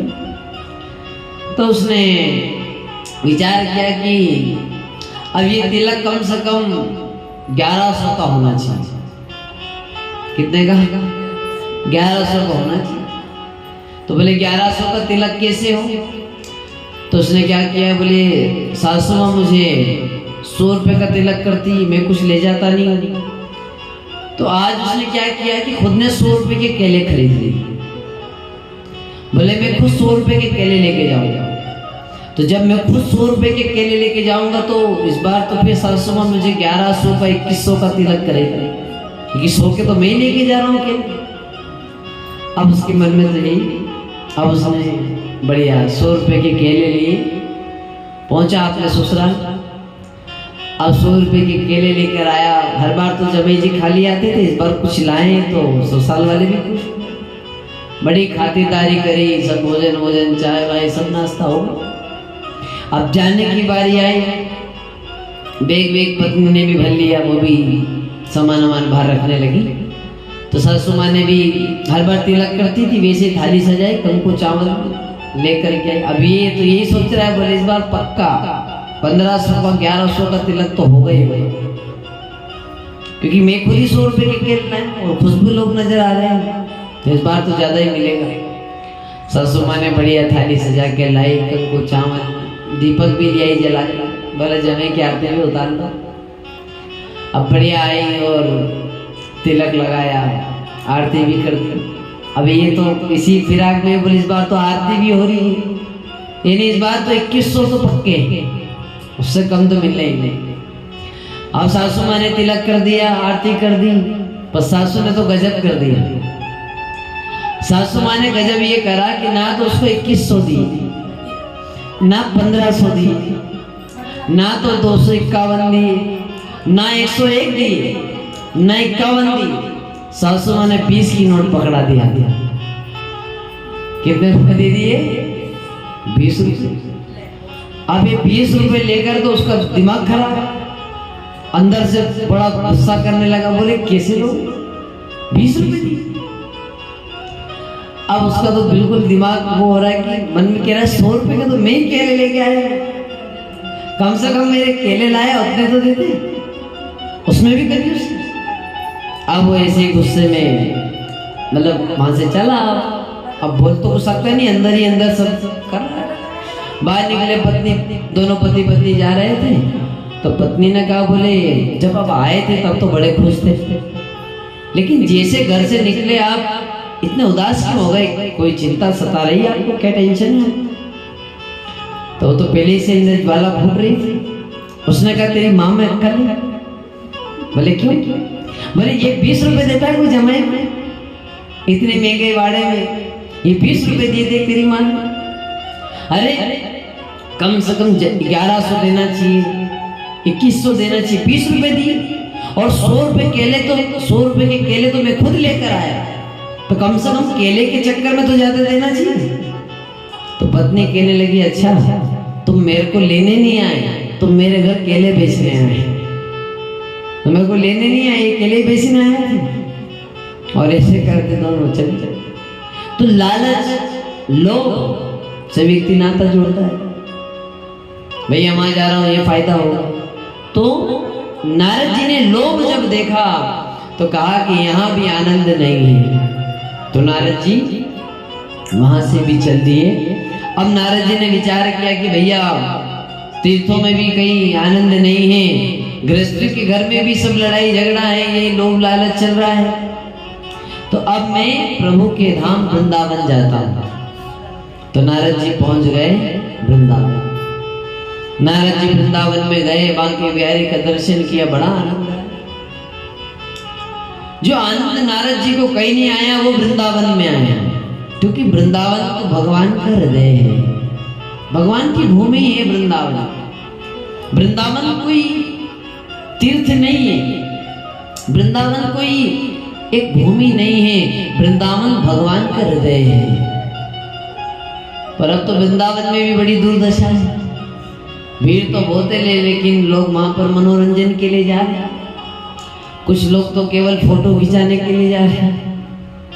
वृंदावन प्रेम की भूमि है, कभी बैठकर वहां भगवान का ध्यान करो, क्योंकि वहां भगवान ने रमण किया है। लोग तो केवल बस खाने पीने में लगे, वहां भी चाट खा रहे, पकोड़े खा रहे, फोटो खिंचा रहे, बस फोटो खिंचा कर घर आ रहे। तो वृंदावन जाओ, वो सब करो, लेकिन वृंदावन केवल अपने स्वार्थ के लिए नहीं, भगवान का दर्शन करने के लिए जाओ। नारद जी को बहुत आनंद आया वृंदावन में। नारद जी ने विचार किया कि चलो थोड़ा यमुना किनारे घूम कर आ जाओ। नारद जी यमुना के किनारे गए तो नारद जी ने वहां पर एक दृश्य देखा कि एक युवती बैठी जो बिल्कुल जवान है, और उसी के सामने 2 वृद्ध लेटे हुए हैं, बूढ़े, जो मूर्छित अवस्था में कुछ बोल नहीं रहे, बेहोश पड़े। कुछ स्त्रियां उसे पंखा भी कर रही हैं, कुछ लोग ये देख भी रहे हैं, कोई बातें भी कर रहे थे। नारद जी ने कहा चलो अपने को क्या करना है, अपन तो चलो, कहाँ किसी की मगजमारी में पड़े। तो नारद जी जैसे जाने लगे तो पीछे से आवाज आ गई। उस युवती ने आवाज लगाई कि भो भो साधु क्षणम तिष्ठ मस्चिंताम विनाशा। हे महात्मा जी जरा रुको, हे साधु जी जरा रुक जाओ। नारद जी ने देखा कि तो मुझे ही बुला रही। नारद जी गए, नारद जी ने कहा देवी तुम कौन हो, और ये जो बूढ़े लेटे हुए हैं ये कौन है, और ये जो तुम्हें पंखा कर रही है ये सब देवियां कौन है। उस देवी ने कहा कि नारद जी मेरा नाम भक्ति है, मैं भक्ति हूँ, और ये दोनों जो बेहोश पड़े हैं ये मेरे बेटे ज्ञान वैराग्य हैं। जिसे नारद जी ने सुना कि आप भक्ति माता, नारद जी प्रणाम करने लगे कि माता मुझे माफ कर देना, भाई मैं आपको देखकर अनदेखा करके जाने लगा, क्योंकि आपको प्राप्त करके ही तो जीव भगवान को प्राप्त करता है। भाई जब तक भक्ति नहीं मिलती तब तक भगवान कहाँ मिलेंगे, भक्ति से ही भगवान प्रकट होते, जब हृदय में भक्ति आती तब भगवान आते। नारद जी बड़े प्रसन्न हुए। नारद जी ने कहा माता जी आप जवान हो और ये बच्चे बूढ़े, थोड़ा मुझे ये समझ में नहीं आया। होता ये है कि माँ बुढ़ी और बेटे जवान रहे तो वो समझ में आता है, पर माँ जवान और बेटे बूढ़े। तो भक्ति माता कहने लगी नारद जी ये सब कलयुग का प्रभाव है। देखो मैं कहीं कहीं प्रदेशों में गई, गुजरात महाराष्ट्र सब जगह मेरा बहुत सम्मान, बहुत भक्ति हुई, तो कहीं मेरा मान हुआ कहीं सम्मान हुआ, तो जहां मेरा अपमान होने लगा तो मैं बूढ़ी हो गई। तो सब जगह से घूमकर मैं आ गई वृंदावन। अब जैसे मैं वृंदावन में आई तो मैं तो बिल्कुल जवान हो गई, नवीन हो गई, क्योंकि वृंदावन में भक्ति बहुत है। लेकिन नारद जी मैं जवान हो गई और ये मेरे बच्चे दोनों बूढ़े हो गए, ज्ञान और वैराग्य। क्योंकि लोगों में भक्ति ज्यादा है और ज्ञान वैराग्य की कमी। भक्ति तो बहुत बढ़ गई। आज आप भी देखोगे तो कोई से भी तीर्थ में जाओ, हर तीर्थों में करोड़ों जनता दर्शन कर रही है, लाखों लोग, लेकिन भक्ति ज्यादा है, ज्ञान वैराग्य की कमी। भक्ति में ज्ञान बहुत आवश्यक है, बिना ज्ञान के भक्ति किसी काम की नहीं। हम भगवान की सेवा कर रहे हैं, उसमें ज्ञान नहीं है तो फिर वो भक्ति हमारे किसी काम की। ज्ञान और वैराग्य दोनों होना चाहिए, यानी थोड़ा त्याग भी करना सीखना पड़ता है। यानी सब कुछ बटोरने की इच्छा हो तो फिर भी भगवत प्राप्ति नहीं होती भाई, कुछ न कुछ त्याग करना पड़ता है, तब जाकर के भगवत कृपा प्राप्त होती, भव सागर से जीव पार होता है। भाई त्याग भी होना चाहिए। जैसे एक बार एक गुरुजी अपने शिष्य को ज्ञान दिया कि बेटा त्याग शक्ति बहुत बड़ी है, त्याग से भी भगवान मिलते हैं। उसे ज्ञान दिया। अब गुरुजी और शिष्य दोनों कहीं जा रहे थे, बीच में नदी आई। अब नदी को पार करना था। शिष्य ने आवाज लगाई, नाव वाला आया। शिष्य ने कहा भैया पार जाना है, कितने पैसे लोगे? तो उसने कहा कि 2 रुपए लूंगा। शिष्य ने 2 रुपए दिए। अब गुरुजी और वो शिष्य नाव में बैठा और उस नाव वाले ने दोनों को पार कर दिया। दोनों पार हो गए।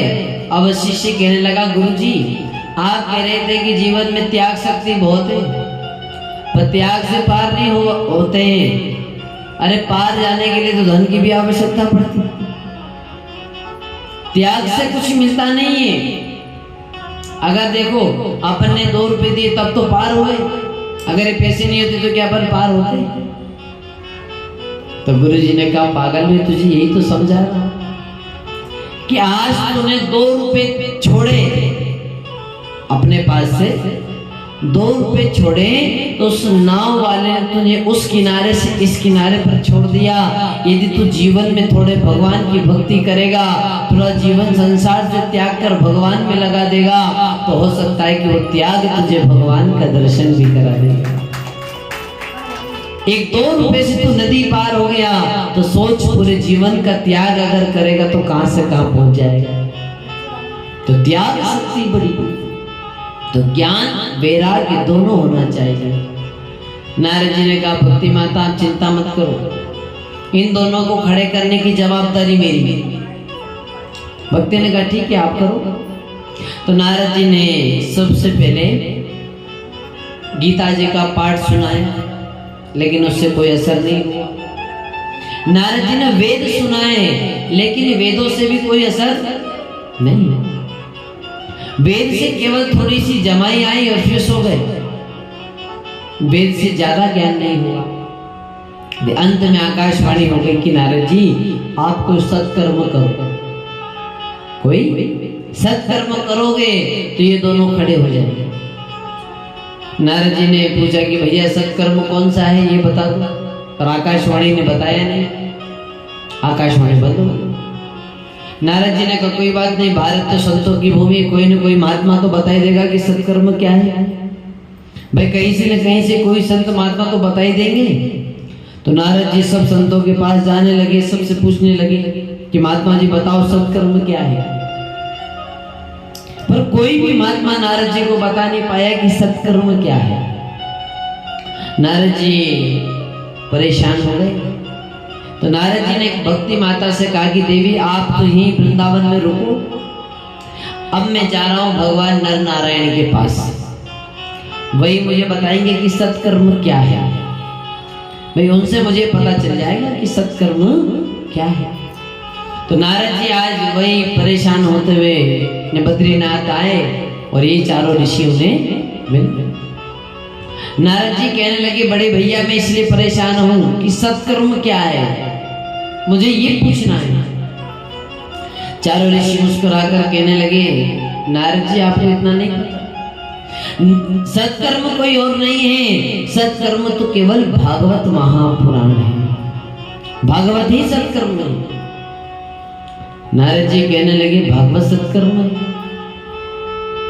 अगर केवल भागवत ग्रंथ से कल्याण हो जाता तो मैंने उनको वेद सुनाए, गीता का पाठ सुनाया, उपनिषद सुनाए, तो क्या इनका कोई महत्व नहीं है? इनसे कल्याण तो हुआ नहीं। तो चारों ऋषि कहने लगे, नारद जी एक बात बताओ, भाई आम खाना अच्छा लगता है कि आम का पेड़? तो अच्छा तो आपको आम ही लगेगा, पेड़ तो कोई खाएगा नहीं। तो ऋषि कहने लगे कि जितने वेद हैं, जितने उपनिषद हैं, ये तो केवल वृक्ष हैं, ये केवल पेड़ हैं, और इन वृक्षों का यदि कोई पका हुआ फल है तो वो फल भागवत महापुराण है, भागवत फल है, ये सब वृक्ष हैं। तो भैया आनंद तो आम खाने में आता है, पेड़ खाने में तो आनंद है। कोई सोच ले कि देखो ये आम कितना मीठा है, जिसका पेड़ कितना मीठा होगा। अब ये सोच के वो एक डगाल ले ले और खा ले, मुंह के सारे दांत बाहर आ जाए और स्वाद कुछ आने वाला नहीं। तो आज नारद जी को भागवत की महिमा पता चली संतों की शरण में जाने से। इसलिए कहा कि बिनु सत्संग विवेक न होए और राम कृपा बिना सुलभ न सोए। भैया ज्ञान कब प्राप्त होता है? बोले संतों की शरण में जाने से। अब नारद जी को पता तो था कि भागवत ग्रंथ है, लेकिन महिमा पता नहीं थी, और महिमा किसने बता दी? संतों। तो संत की शरण में जाने से जीव का कल्याण हो जाता है। संत मार्ग बता देते हैं। जैसे एक मिट्टू था, मिट्टू जंगल में रहता था, पर वो बोलने वाला मिट्टू था। तो एक बार क्या हुआ कि कुछ संत महात्मा लोग जंगल में आए। एक सेठ जी ने कहा, संतों से कहा कि आप यही भोजन बनाओ, खाओ, मैं दक्षिणा दूंगा, मेरी तरफ से सब संतों का भोजन। तो जिस पेड़ के नीचे बैठकर संत महात्मा भोजन कर रहे हैं, कीर्तन कर रहे हैं, सेठ जी भी वहीं बैठे हैं। उसी वृक्ष पर मिट्टू बैठा हुआ था। पर अब जैसे महात्मा लोग भजन कर रहे थे, और भजन करते करते कहने लगे, सेठ जी हरि का भजन करो तो बंधन छूटे। हरि का भजन करने से बंधन छूट जाता है। और भजन गाने लगे। तो जो मिट्टू था वो बोलने वाला था, आज तक तो कभी उसने नाम गाया नहीं, फिर आज शुरू हो गया वो भी। और वो भी राम राम राम राम राम राम जपने लगा। जैसे ही सेठ जी ने देखा, बोले मिट्टू तो बोलने वाला है। सेठ जी ने अपने काम करने वाले से कहा कि जाओ फटाफट जाओ और एक चांदी का पिंजरा लेके आ। अब सेठ जी पिंजरा लाए और धीरे से उस मिट्टू को पकड़ के चांदी के पिंजरे में बंद कर दिया। अब एक दिन उस नगर के राजा का जन्मदिन था, सब लोग तोहफे लेकर जा रहे थे। तो सेठ जी ने विचार किया कि मैं राजा को ये मिट्टू तोहफे में दे दूं, क्योंकि ऐसी मूल्यवान वस्तु और किसी के पास है नहीं। सेठ जी ने राजा को दिया। राजा को मिट्टू बड़ा पसंद आया, तो राजा ने कहा, काम करो, सोने का पिंजरा लाओ। और मिट्टू को चांदी के पिंजरे से डाल दिया सोने के पिंजरे। अब रोज एक पंडित जी आते, ज्ञान देते, और राजा से कहते कि राजन हरि का भजन करो तो बंधन छूटे। मिट्टू कहता, बोले पंडित जी झूठ बोल रहे हैं। बोले ये पंडित जी झूठ बोल रहे हैं, राजा इनकी बात में आना मत। कोई भजन करने से बंधन छूटने वाला नहीं। अब रोज ऐसा कहते, रोज मिट्टू कह देता कि तो झूठे। सेठ जी एक बार अपने गुरु जी के पास आए। उन्होंने पूछा कि गुरुजी एक मिट्टू है, मैं कहता हूँ कि हरि का भजन करो बंधन छूटे, वो मिट्टू मेरी बात काट देता है, कहता है कि भजन करने से बंधन नहीं छूटा जाता है। तो क्या ये बात गलत है? गुरुजी ने कहा, बात तो तुम्हारी सही है, पर एक काम करो, कल जब जाओ तो मिट्टू से पूछना, उस मिट्टू से पूछना कि वो ऐसा क्यों कहता है। अब पंडित जी फिर गए, फिर राजा से कहा कि हरि का भजन करो तो बंधन छूटे। मिट्टू कहने लगा फिर झूठ। अब पंडित जी मिट्टू के पास गए और जाकर पूछा कि भाई तू ऐसा क्यों कहता है कि हरि का भजन करो तो बंधन छूटने वाला नहीं? बोले सुनो, मैं अच्छा भला जंगल में घूमता था, न जाने कहां से वो महात्मा लोग आ गए और कह रहे थे कि हरि का भजन करो तो बंधन छूटे, तो मैंने भी उन महात्माओं के चक्कर में राम राम बोलना शुरू कर दिया। अब राम राम बोला तो ये वो सेठ जी जो थे उन्होंने मुझे चांदी की पिंजरे में बंद कर दिया, और फिर ये राजा भिड़ा तो इसने सोने के पिंजरे में बंद कर दिया। अब बताओ नाम जपने से मेरा बंधन हुआ कि मैं मुक्त हुआ? पंडित जी का दिमाग खराब। बोले बात तो सही भाई, राम बोलने से बेचारा कैद हुआ है। तो पंडित जी ने कहा ठीक, सुनी बात। गए अपने गुरुजी के पास, गुरुजी को सारी बात बता दी। गुरुजी ने कहा कल मैं भी तुम्हारे साथ चलूंगा। अब दोनों गए और दोनों ने कहा कि राजन हरि का भजन कर तो बंधन से छूट जाएगा, हरि का भजन करे तो बंधन छूटे। मिट्टू हंसते हुए कहने लगा, बोले आज दो झूठल्ले आ गए। बोले रोज तो एक आता है राजन, ये आज दो आ गए, कल 3 भी आएंगे, पर इनकी बात में आना मत। अब मिट्टू ने तो अपनी बात बोल दी। गुरुजी मिट्टू के पास गए और मिट्टू के कान में कुछ शब्द गुरुजी ने बोले और गुरुजी चले गए। अगला दिन हुआ, अब वो जो मिट्टू था वो पिंजरे में उल्टा पड़ा। जैसे जब कोई पक्षी मर जाता है तो वो उल्टा हो जाता है, तो मिट्टू भी उल्टा पड़ा था। अब जैसे दासियों ने देखा, बोले ये तो मर गया। घबरा गए, बोले राजा अपने को मार देगा अगर इसको कुछ हो गया तो, क्योंकि राजू का बहुत प्रिय मिट्टू है। बोले भैया डॉक्टर बुलाओ, वैद्य बुलाओ, इसको दिखाओ अभी जिंदा है कि मर गया है। सब भूखला गए, घबरा गए। अब घबराहट में वैद्य को बुलाया और वैद्य कहने लगे, बोले बाहर निकालो तो इलाज करो, अंदर तो मेरा हाथ जाएगा नहीं। तो अब इलाज करने के लिए सब घबराए हुए तो थे ही सही। घबराहट में उस मिट्टू का पिंजरा खोल दिया और जैसे पिंजरा खोला तो मिट्टू उसमें से उड़ गया और उड़ करके वहां गए जब राजा की सभा चल रही थी। मिट्टू वहां जाकर कहने लगा, राजन हरि का नाम लो तो बंधन छूटते हैं, पर बंधन तो तब छूटता है कि गुरु मिले तो बंधन छूटे, बिना गुरु के बंधन छूटने वाला नहीं है। तो मिट्टू उड़ गया, क्योंकि गुरु जी ने उसे ज्ञान दे दिया कि सुन, बाहर जाना चाहता है, कल एक काम कर, थोड़ा सा मरने का नाटक कर लेना। तू मरने का नाटक करेगा, ये तेरा पिंजरा खोल देंगे तो यहाँ से उड़ जाना। तो मिट्टू का कल्याण। तो जब तक संत नहीं मिलते हैं, जब तक कल्याण नहीं होता। तो कहा कि गुरु मिले तो बंधन छूटे। आज नारद जी को ज्ञान हुआ। नारद जी ने कहा कि चलो फिर तो भागवत कर लेते। तो 4 ऋषि बन गए वक्ता और नारद जी बन गए यजमान। भैया कथा कहाँ पर करें? तो चारों भाइयों ने कहा कि कथा होगी हरिद्वार में। हरिद्वार में आनंद नाम का तट है, वहीं बैठ करके कथा करें। बोले बद्रीनाथ में क्यों नहीं कर सकते? बोले बद्रीनाथ में इसलिए नहीं कर सकते क्योंकि बड़े बड़े पहाड़ है, तो आम जनता यहाँ पर आ नहीं सकती। क्योंकि भैया पहले बद्रीनाथ जाने का जो रास्ता था वो बड़ा विकट था।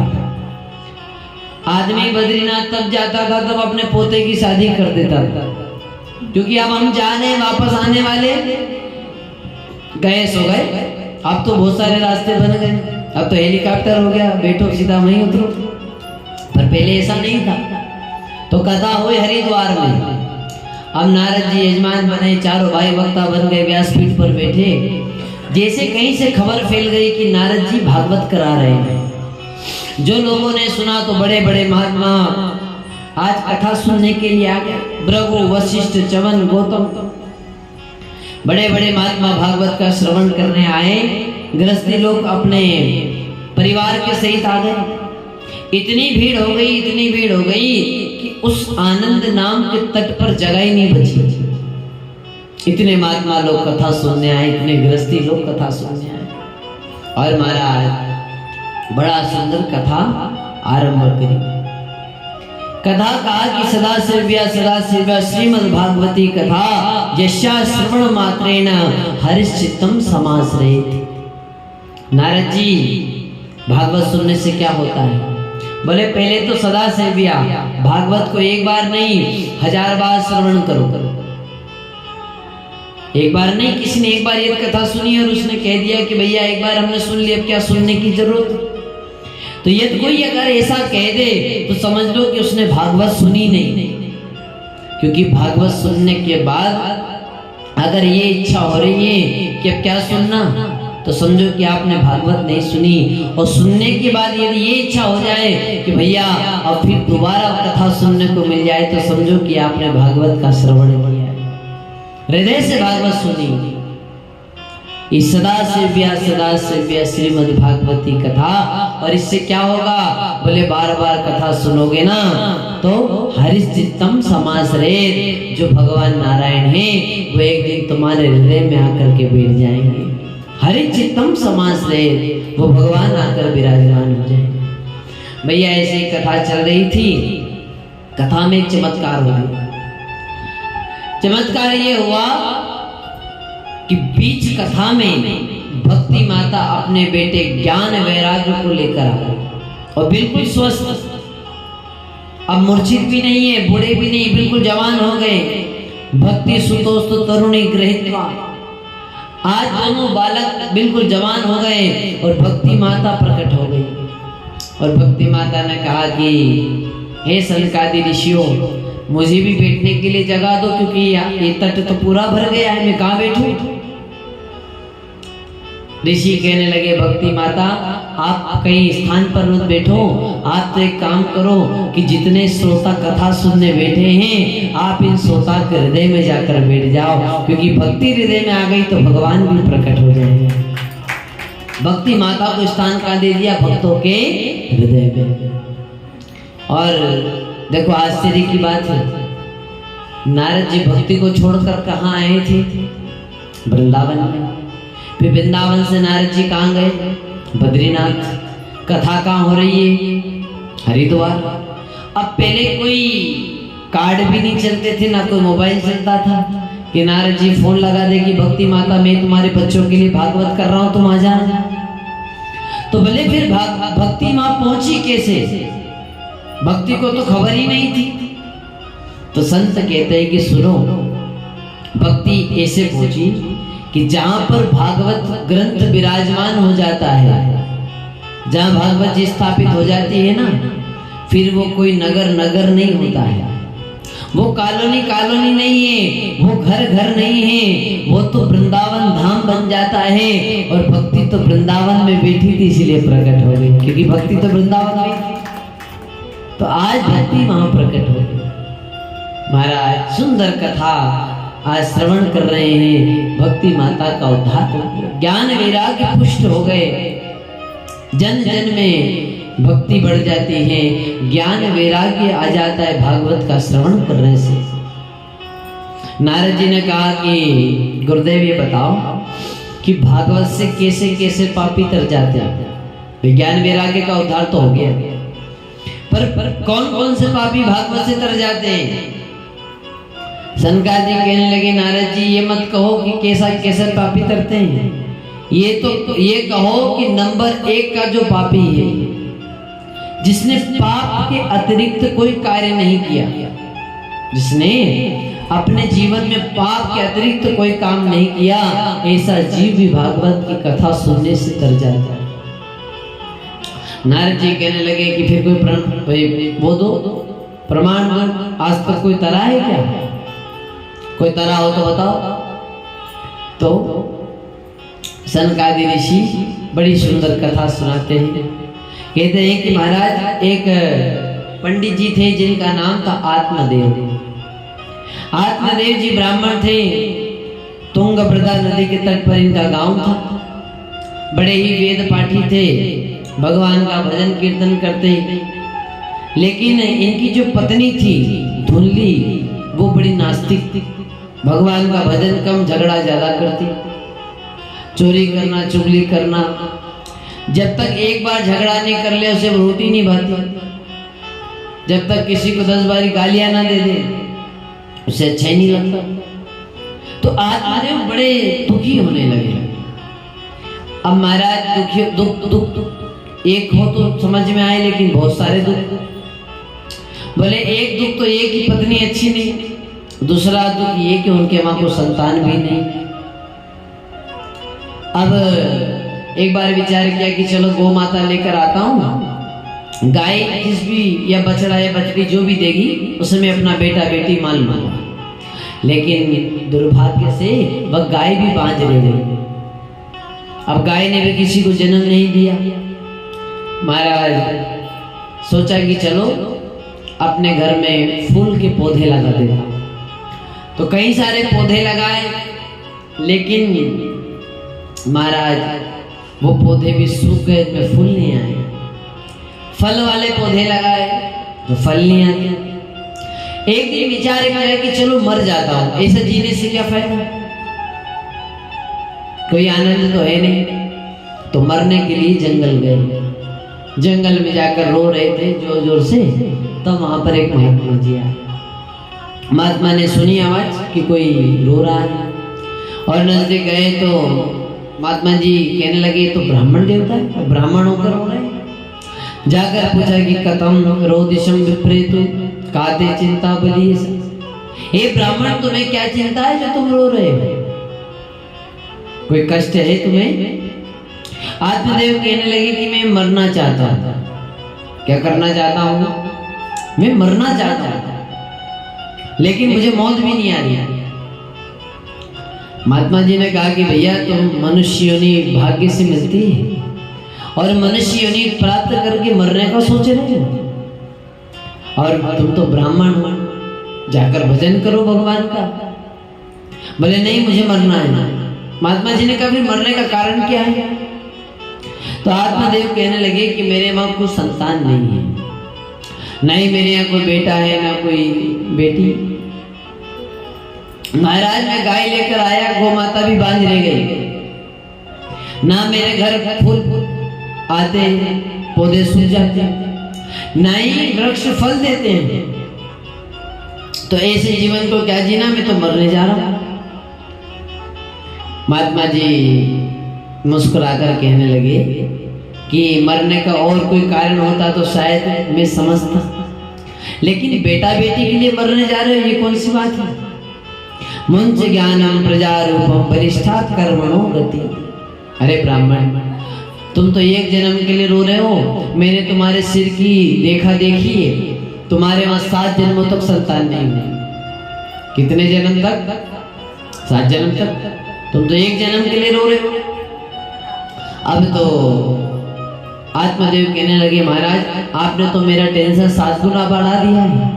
अभी तो मैं एक जन्म के लिए रो रहा था, आपने तो 7 जन्मों की बात बता दी।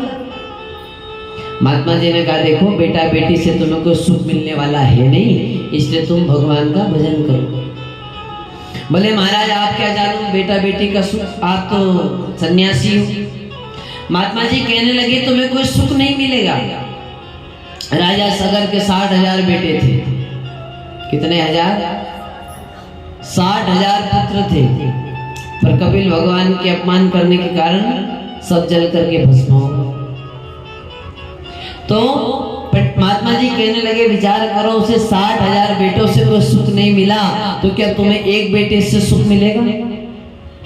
तुम्हें कोई सुख मिलने वाला। पर आत्मदेव कहने लगे महात्मा जी मुझे तो पुत्र चाहिए और आप आशीर्वाद दो कि मेरे वहां बेटा हो जाए। महात्मा जी कहने लगे जब भगवान ने तुम्हें बेटा नहीं दिया, तुम्हें बेटा कहां से दूं? बोले नहीं आप मुझे आशीर्वाद दो, वरना मैं यही सर फोड़कर मर जाऊं और मेरी ब्रह्म हत्या का दोष आपको लगेगा। महात्मा जी ने कहा भैया ये तो बड़ी मुसीबत पड़ गई है। बसंत हृदय नवनीत समाना। महात्मा जी ने क्या किया, अपनी झोली से फल निकाला और फल आत्मदेव को दिया।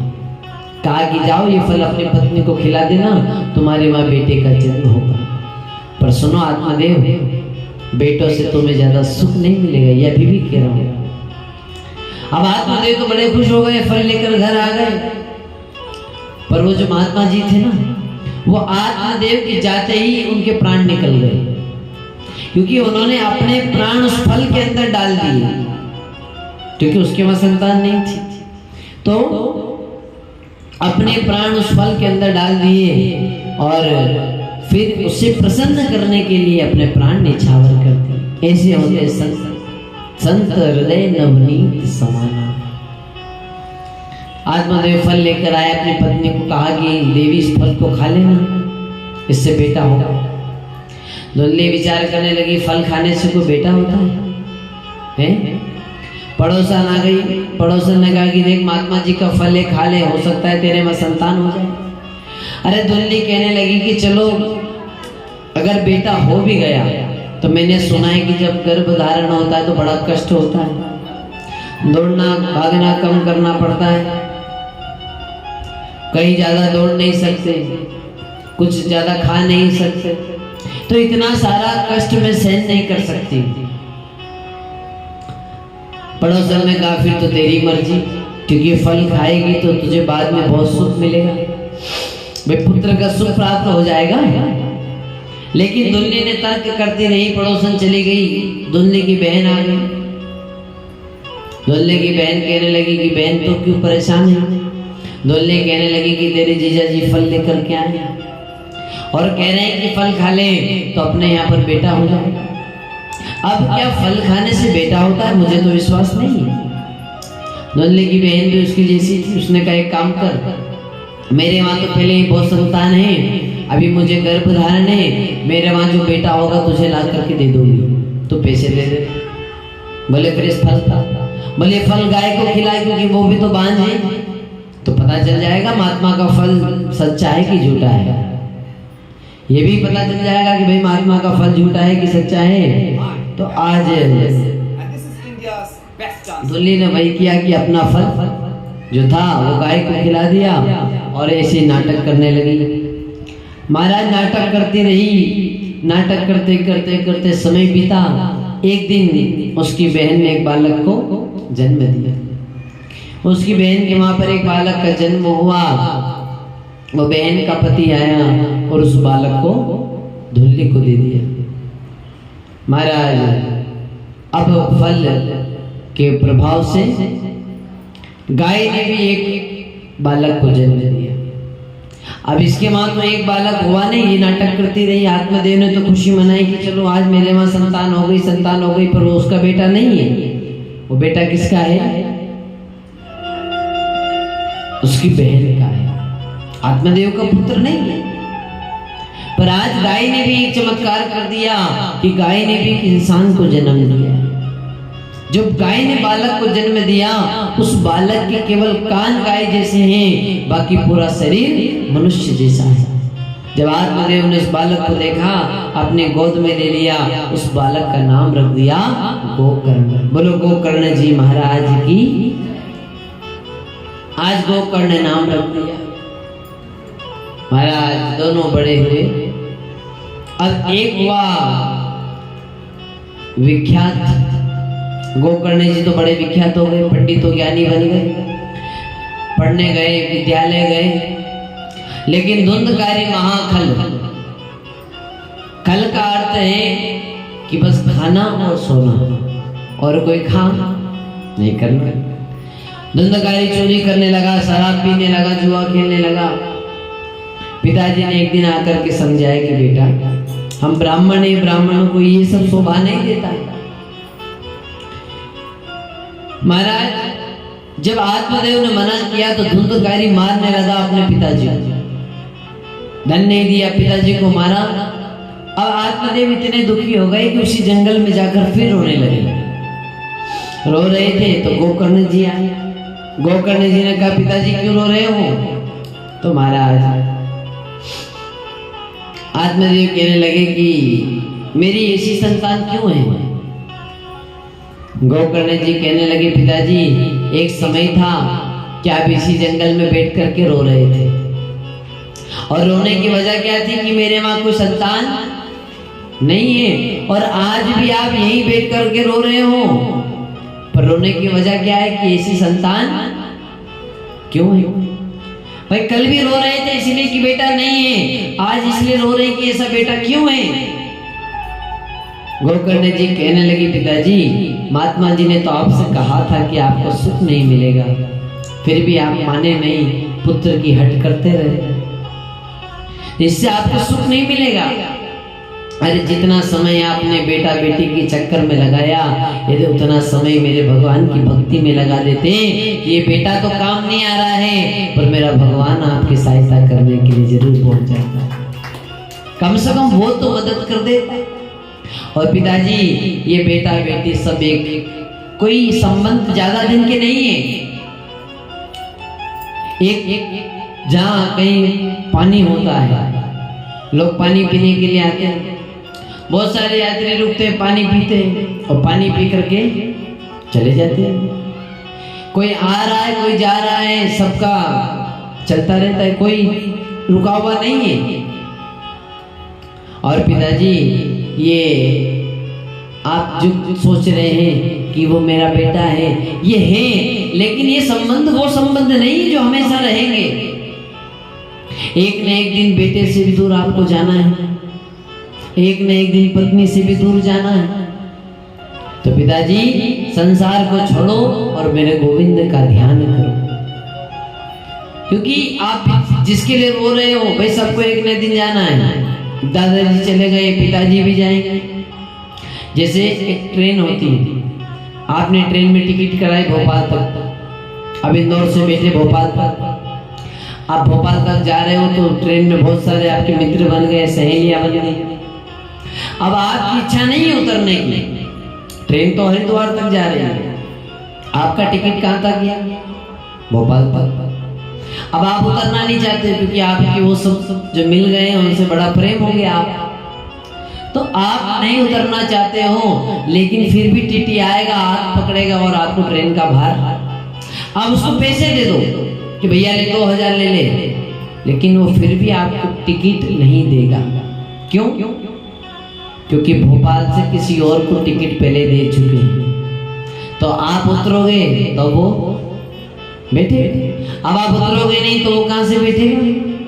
तो पिताजी उस रेल यात्रा की तरह जीवन है, एक चढ़ता एक उतरता है, इसलिए यहाँ से ध्यान हटाकर मेरे गोविंद की सेवा में ध्यान लगा।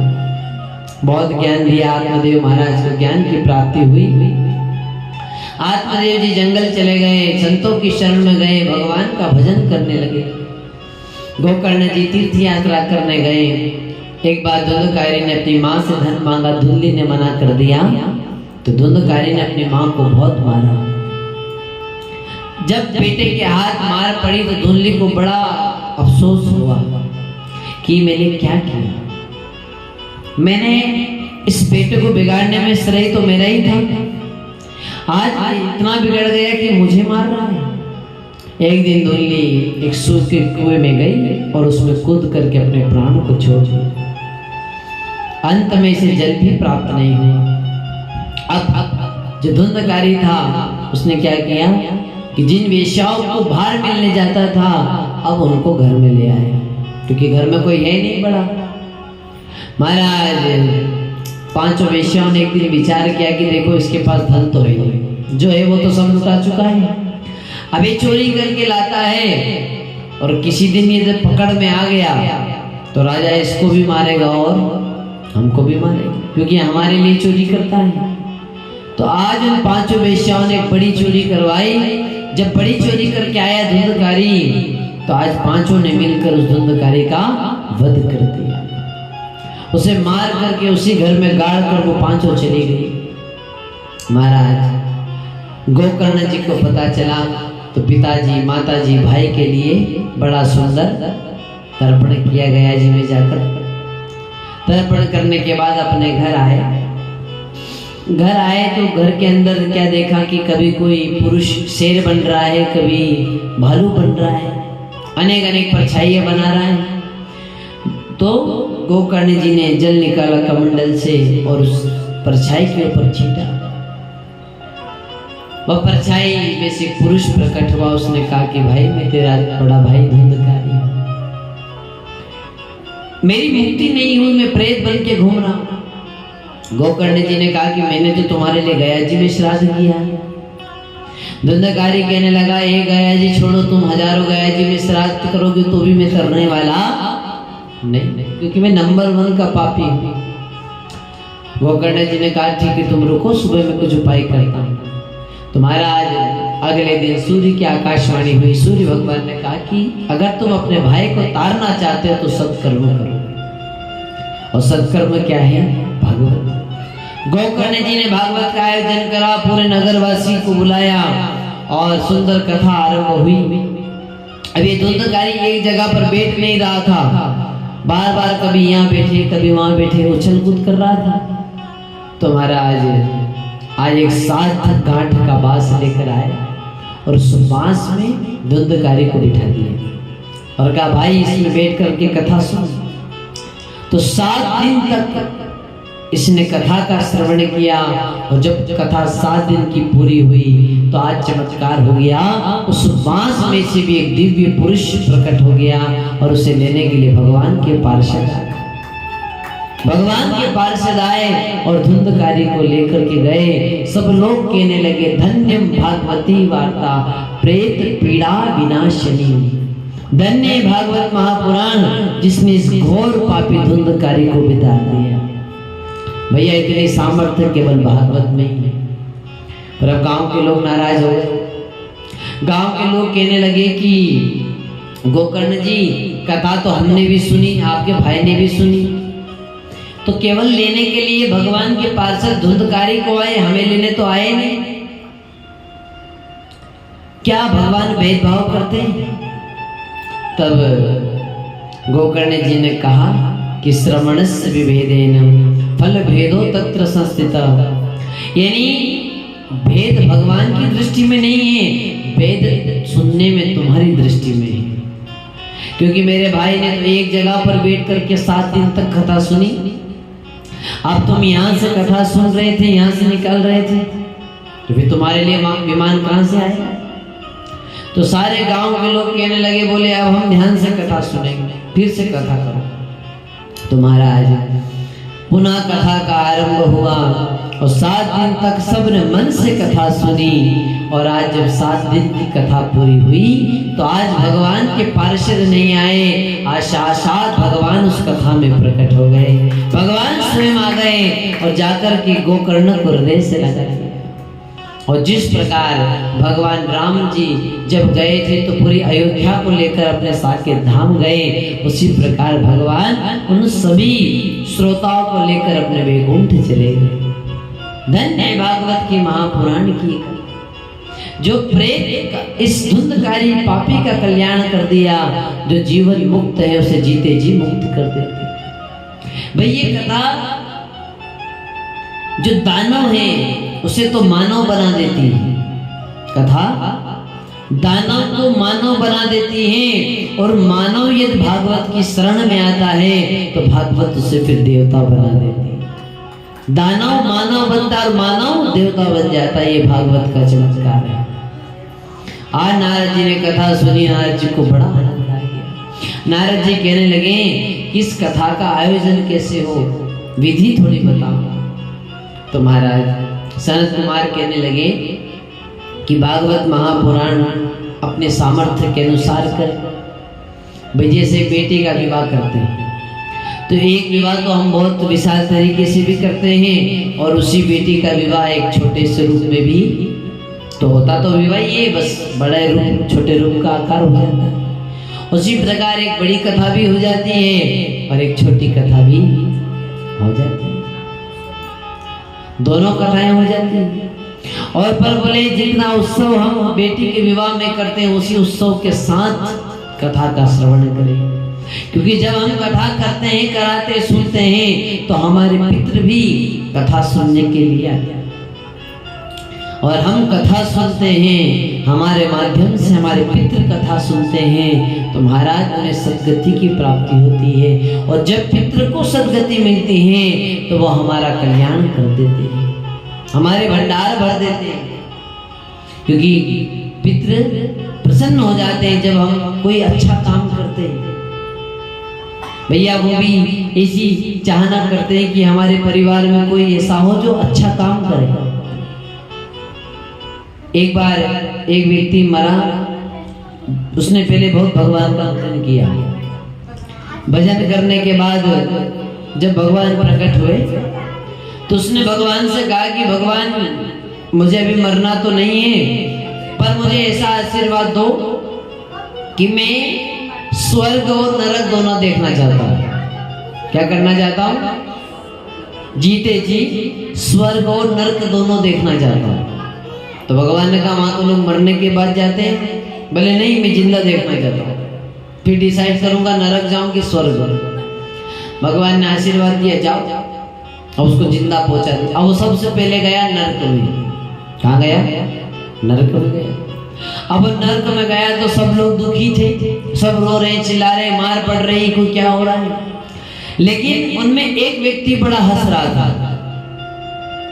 अब वो उसके पास गया और कहने लगा, भाई साहब ये सब लोग रो रहे हैं, सब दुखी हैं, तो क्या तुमको ये गुलाब जामुन खाने को मिल रहे हैं जो तुम हंस रहे? भाई सब परेशान है तो तुम भी परेशान होना चाहिए, तुम हंस क्यों रहे हो? तो वह कहने लगा कि देखो भाई साहब, मैं भी परेशान ही था, अभी तो मैं भी रो रहा था, लेकिन अभी अभी ऐसी खबर आई है कि मेरे वंश में, मेरे परिवार में कोई ऐसे बालक का जन्म होगा जो हमारे निमित्त श्राद्ध करेगा, पिंडदान करेगा, कथा सुनेगा, यज्ञ करेगा, हवन करेगा, संतों की सेवा करेगा। तो अब जैसे उस बालक का जन्म होगा ना, जैसे उसने जन्म लिया, वैसे ये लोग मुझे नरक से स्वर्ग पहुंचाने वाले हैं। इसलिए मैं खुश हो रहा हूँ क्योंकि मेरी यहाँ से विदाई होने वाली है। अब वो व्यक्ति ने स्वर्ग देख लिया, अब गया नरक। अब नरक देख लिया, अब वो स्वर्ग देखने गया। स्वर्ग गया तो वहां सब लोग बड़े खुश हैं, सब नाच रहे हैं, झूम रहे हैं, खुशी मना रहे हैं। पर वहां एक व्यक्ति जोर जोर से रो रहा था।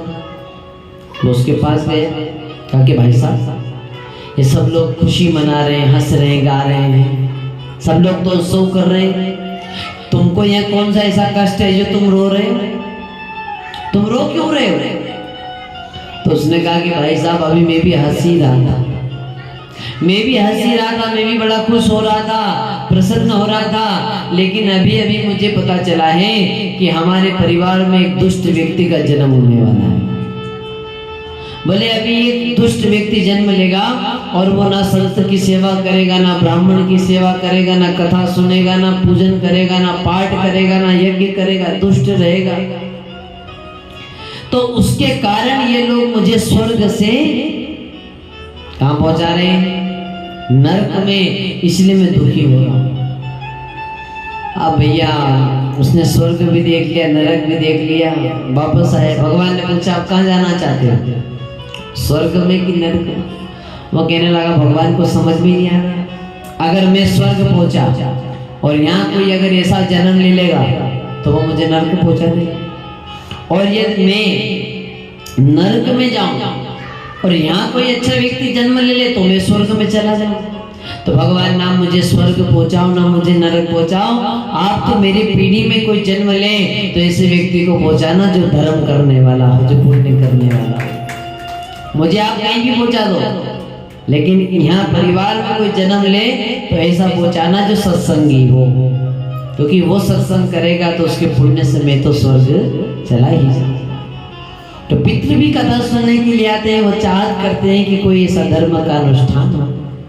तो महाराज 7 दिन तक ये धारा बहती रहेगी। 7 दिन तक लहसुन प्याज का त्याग करें, ओम नमो भगवते वासुदेवाय इस मंत्र का उच्चारण करना है, प्रेम से ठाकुर जी की कथा को श्रवण करना है। अब आज तो विलंब हुआ कथा को आरंभ करने में, कल से तो हम जो भी समय 2 बजे या 1 बजे 2 बजे से कथा प्रारंभ करेंगे, ताकि उधर भी समय से पूरी हो जाए, सब लोग अपने घर भी चले जाएं। तो आज की वाणी को यही विश्राम, ये महत्व की कथा को हम यही विश्राम देते हुए प्रेम से ठाकुर जी की आरती करके फिर भगवान की आरती करके प्रसाद लेके अपने गंतव्य को जाएंगे। बोलिए भागवत महापुराण की जय। गोपाल